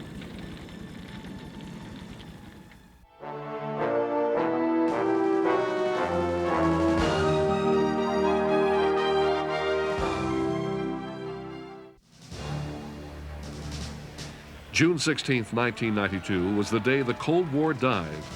The United States and Russia agreed to the most massive arms cut since the nuclear age began 40 years ago. It was an 11-year plan to scrap 2/3 of all long-range nuclear weapons. And I am very pleased with the arrangements that we were able to work out with President Yeltsin today. I think it's good for mankind. I think it's good for the generations here and the generations to come. And so you're here on a historic occasion, and we couldn't be more pleased. The nuclear arms race began in the 50s. By 1992, Russia had accumulated over 10,000 nuclear warheads. The United States had nearly the same number. Now, the nuclear arms buildup was over. U.S. President George Bush and Russian President Boris Yeltsin agreed that by the year 2003, both sides would have cut their nuclear arsenals by 2/3. The agreement came about in part because of Russia's economic chaos.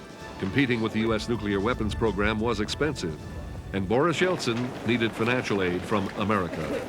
Agreeing to nuclear arms reductions was one way to get it. I find it difficult to understand why so many people were very surprised by these cuts. They were predictable because Russia is now in deep economic crisis. He has to make concessions to convince the Americans to provide some money. The plan had two stages. By the end of 1999, Russia would slash its stockpile to 3,800 warheads, while the U.S. cut its stockpile to 4,250. The second stage will be complete in 2003, when Russia has 3,000 and the U.S. 3,500. Both sides had to eliminate land-based multiple warhead missiles. The U.S. gave up its MX and Minuteman ICBMs. Russia gave up its SS-18 and SS-24 missiles. The agreement doesn't mean the threat of nuclear holocaust is over. 5 countries have nuclear weapons, another 3 may have them, and 9 others may be developing nuclear weapons or have attempted to do so in the past. With leaders like Saddam Hussein wanting to join the nuclear club, the superpowers will always need some weapons, say analysts. Real minimum deterrence is levels of something like 500 warheads on both sides. And you can't go much lower than that. You can't disinvent nuclear weapons. Though these weapons may never completely disappear, when the U.S. and Russia agreed to destroy over 2/3 of their nuclear missiles on June 16, 1992, the whole world breathed a little easier.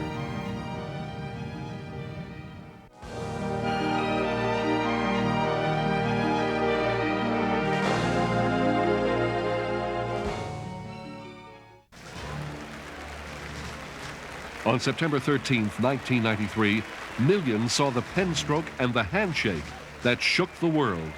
Israeli Prime Minister Yitzhak Rabin and PLO leader Yasser Arafat agreed to end 45 years of bloody fighting between Arabs and Israelis.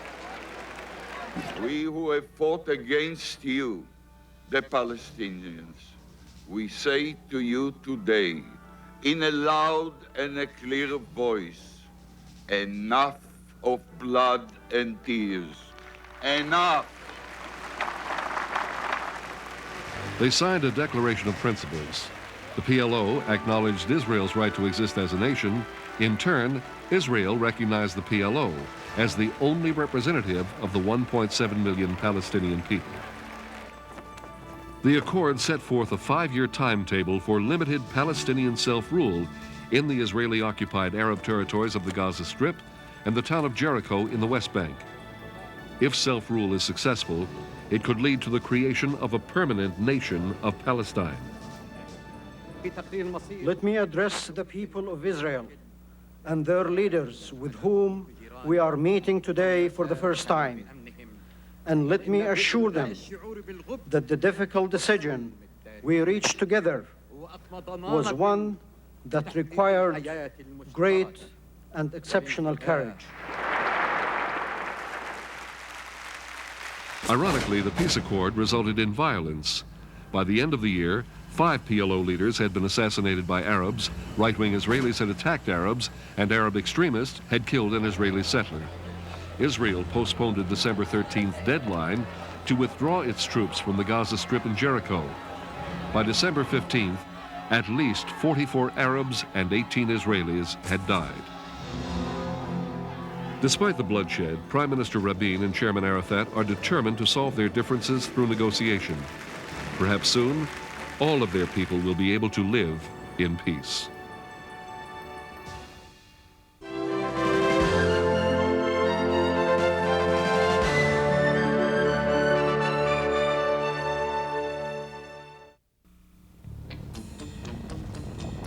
It was just before dawn on January 17, 1994, when the earthquake struck Los Angeles, America's second largest city.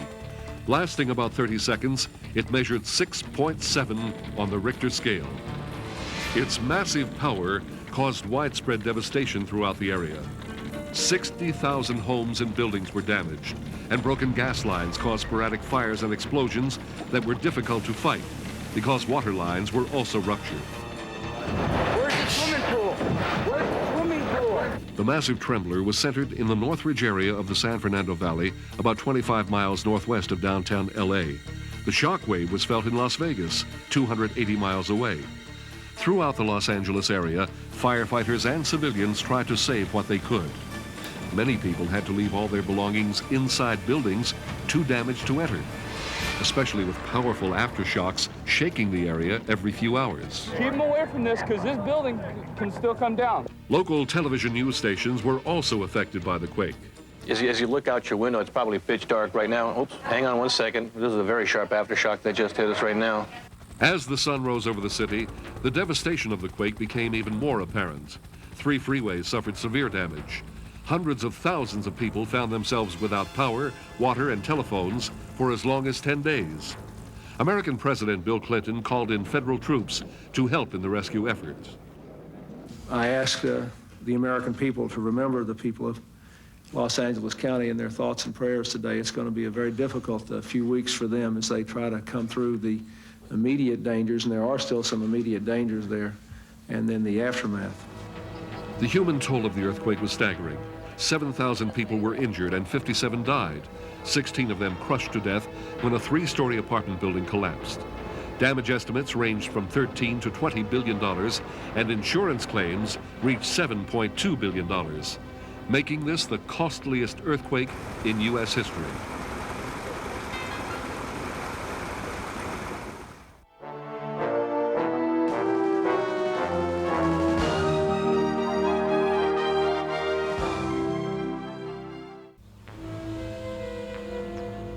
On June 12, 1994, a double murder took place in Los Angeles that would lead to the arrest of American football legend O.J. Simpson, and one of the most sensational trials in years.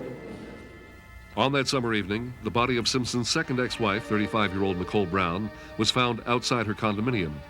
Nearby was the body of a friend, 25-year-old Ronald Goldman. Both had been stabbed to death.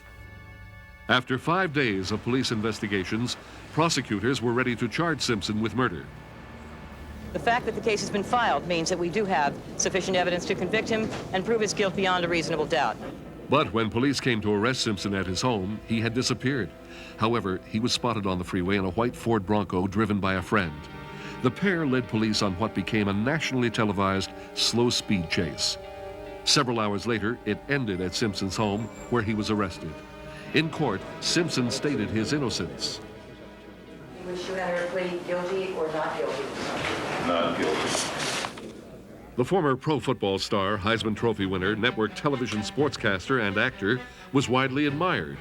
Americans were shocked by Simpson's arrest and the issues surrounding his trial. I want to see what's going on. You know, it's been so much publicity and et cetera, and you know, it's kind of hard for me to think that he'd get a fair trial with, you know, under these circumstances. I think an issue that is very much on the minds of women is, can battered women get protection in this culture? The justice system doesn't seem to do much for battered women, doesn't seem to protect them. Even President Bill Clinton had something to say about O.J. Children were robbed of a mother, families lost loved ones, and a man widely admired in this country is now caught in the web of a terrible tragedy. The trial attracted the world's press because of its sensational nature. An interracial romance, a millionaire role model with a hidden history of wife abuse, and a violent murder with clues that pointed to Simpson. The trial rapidly became a media circus and a celebrity event. Limited courtroom space led to a lottery for public seating. Simpson's attorneys were dubbed the Dream Team. They maintained the same message throughout the trial, that police had planted evidence and that O.J. had nothing to do with the murders. He's not guilty. Prosecutors could find no eyewitnesses or a murder weapon, so they relied heavily on DNA evidence from blood samples. Nicole Brown Simpson's blood was found on socks discovered in O.J. Simpson's bedroom, in his Bronco, and in the driveway leading to his house. The trial lasted for months, ending with a verdict that remains controversial to this day. not guilty.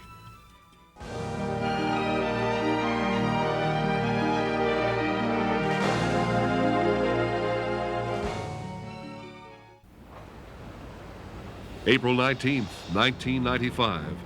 A bomb destroyed the United States Federal Building in Oklahoma City. A homemade truck bomb exploded, rocking the 9-story building, killing 168 and injuring countless more. Hundreds of firefighters, rescue specialists, and doctors worked around the clock in hopes of finding survivors under the tons of rubble. In the first 24 hours, much of the rescue effort was focused on the preschool victims in the building's daycare center. The rescuers began pulling stunned and injured survivors out of the wreckage. But as the hours and days passed, it became less likely anyone still alive would be found. Our team said they haven't heard anything. Then they have some very sophisticated hearing equipment, and also they've been looking as much as they can.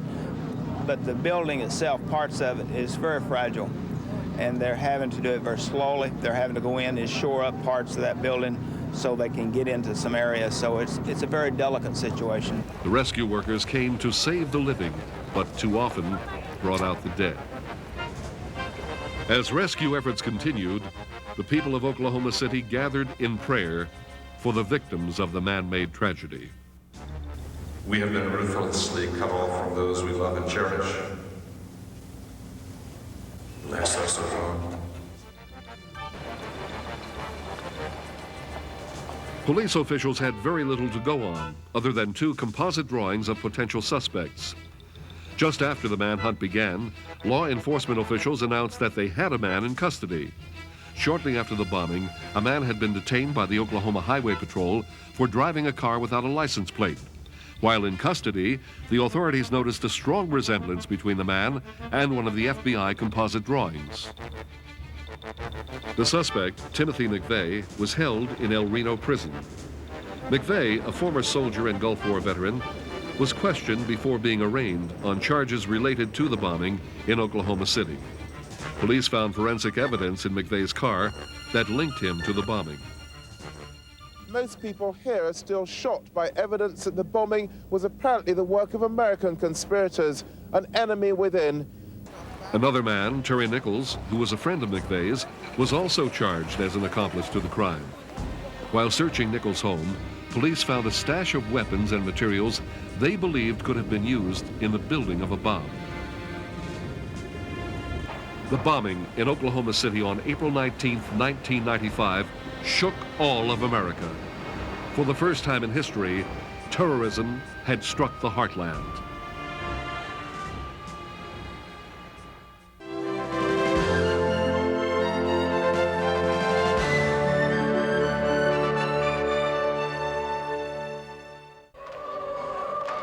On November 4th, 1995, in Tel Aviv, Israeli Prime Minister Yitzhak Rabin was shot and mortally wounded by a Jewish right-wing extremist. Rabin's murder dealt a serious blow to the ongoing Arab-Israeli peace process, which he had been pushing forward since 1992. At the time of his death, Yitzhak Rabin was 73 years old.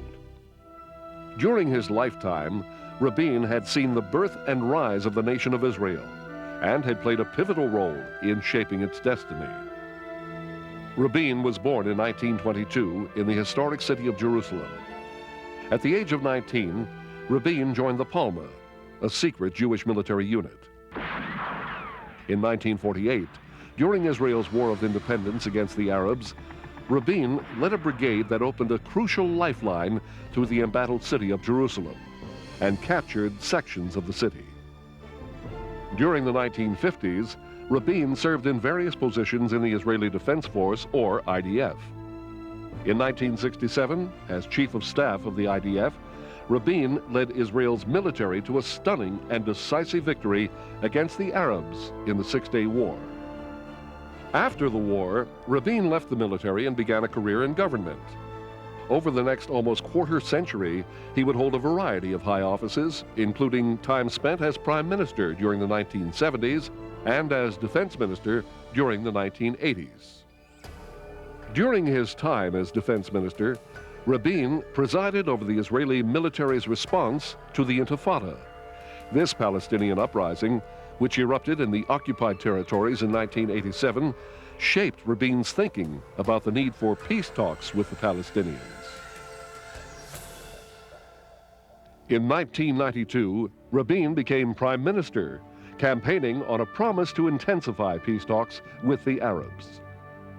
In September of 1993, after secret talks between Israel and the Palestinians in Oslo, Norway, Prime Minister Rabin and PLO Chairman Yasser Arafat signed a historic Declaration of Principles in Washington, D.C.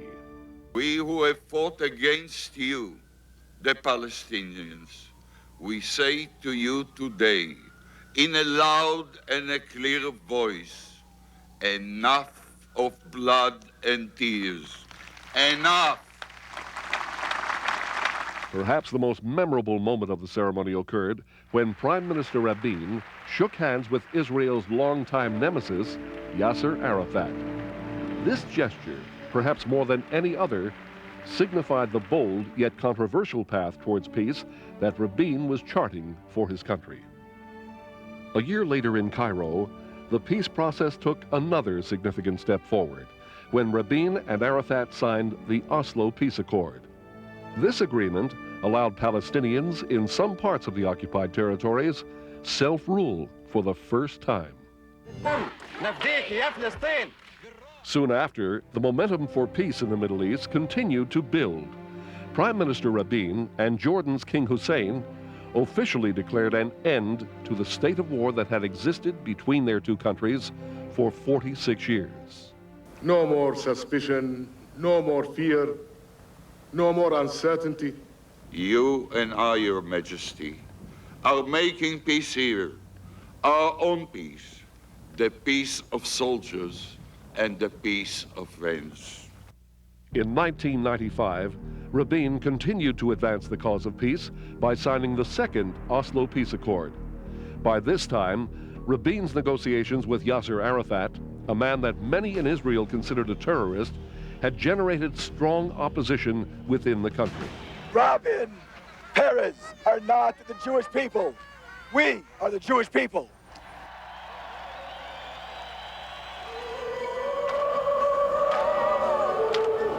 On November 4th, 1995, as he left a peace rally in Tel Aviv, Prime Minister Rabin was shot and fatally wounded by Yigal Amir, a Jewish right-wing extremist. In the wake of Rabin's murder, the nation was plunged into mourning. But despite his death, Rabin's legacy would endure. Over time, the peace process that he championed would continue. History will remember Yitzhak Rabin as a great leader, a warrior who had the courage to seek an end to the bloody conflict in the Middle East. We have to have a policy that gives a peace a chance.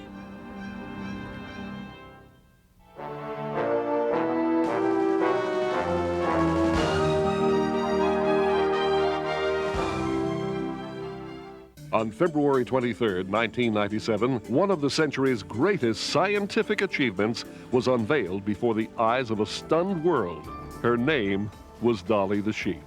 Scientists at the Roslin Institute near Edinburgh, Scotland, had created the first successful clone of an adult mammal. Their achievement had profound implications for society. A Church of Scotland report has called for an independent commission to be set up to examine the ethics of biotechnology. The announcement of Dolly's existence ignited a firestorm of controversy over cloning's possible uses and abuses.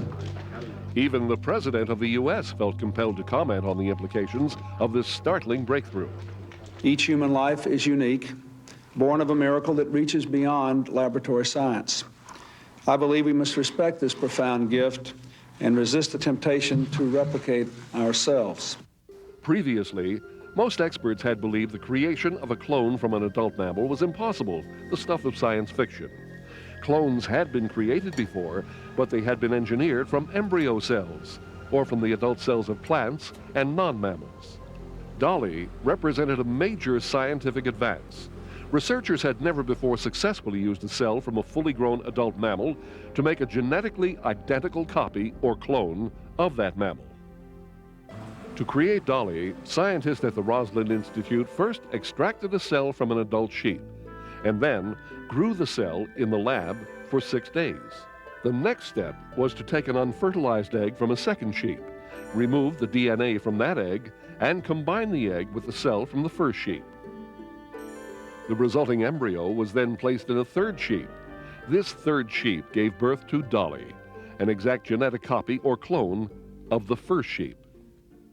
The potential benefits and dangers that could come from producing exact genetic copies of animals, possibly including humans, were staggering. Dr. Ian Wilmot led the research team that created Dolly. I don't think we can begin to estimate what new understanding this will offer, not only for normal health, but also for human diseases. And I think that our successors undoubtedly will see that that use will be very important. Cloning technology promises to aid in the creation of medicinal drugs for human use.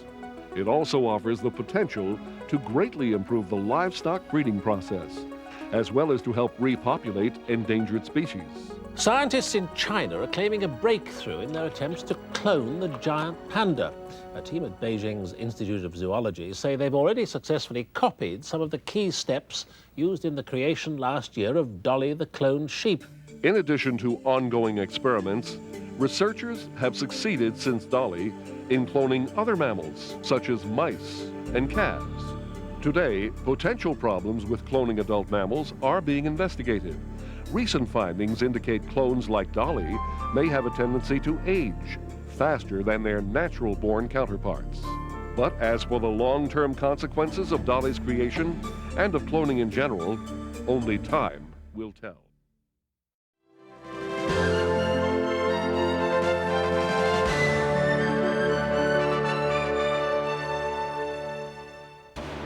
December 19th, 1998. The U.S. House of Representatives voted to impeach President Bill Clinton for perjuring himself and obstructing justice as he attempted to conceal his sexual liaison with White House intern Monica Lewinsky. 6 years earlier, Bill Clinton had been elected president on a wave of high hopes. A 5-term governor from Arkansas, this 42nd president swept the Democratic Party back into the White House in 1992.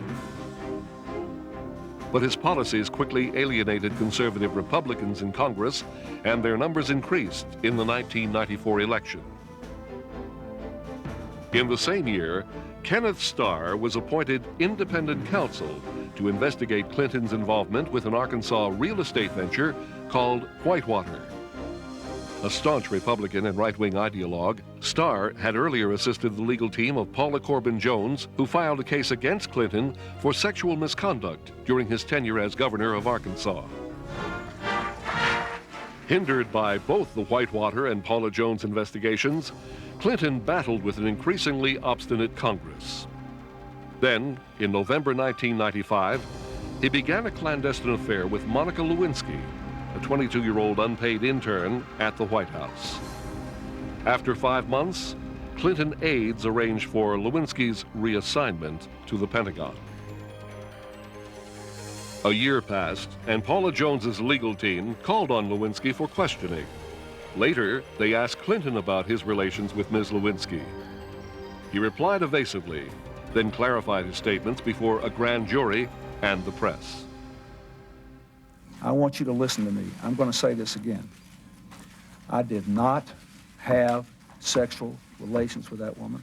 Kenneth Starr believed Clinton lied under oath by making this statement, and he built his case around it. Clinton's lawyers argue that such allegations, even if true, were far from sufficient to impeach a president. No one wants to get this matter behind us more than I do. After Lewinsky and Clinton testified extensively before grand juries in the summer of 1998, Clinton issued a statement. Indeed, I did have a relationship with Miss Lewinsky that was not appropriate. In fact, it was wrong. Kenneth Starr submitted a 117,000-word document to Congress, the Starr Report, documenting the couple's sexual activities and paving the way to the Clinton impeachment in December. Not guilty. Mr. Campbell, guilty. A majority of the public disapproved of the muckraking hearings, and by February, after a 5-week trial in the Senate, Clinton was acquitted. But his place in history was forever tarnished by an incident of sexual misconduct exploited by his political opponents.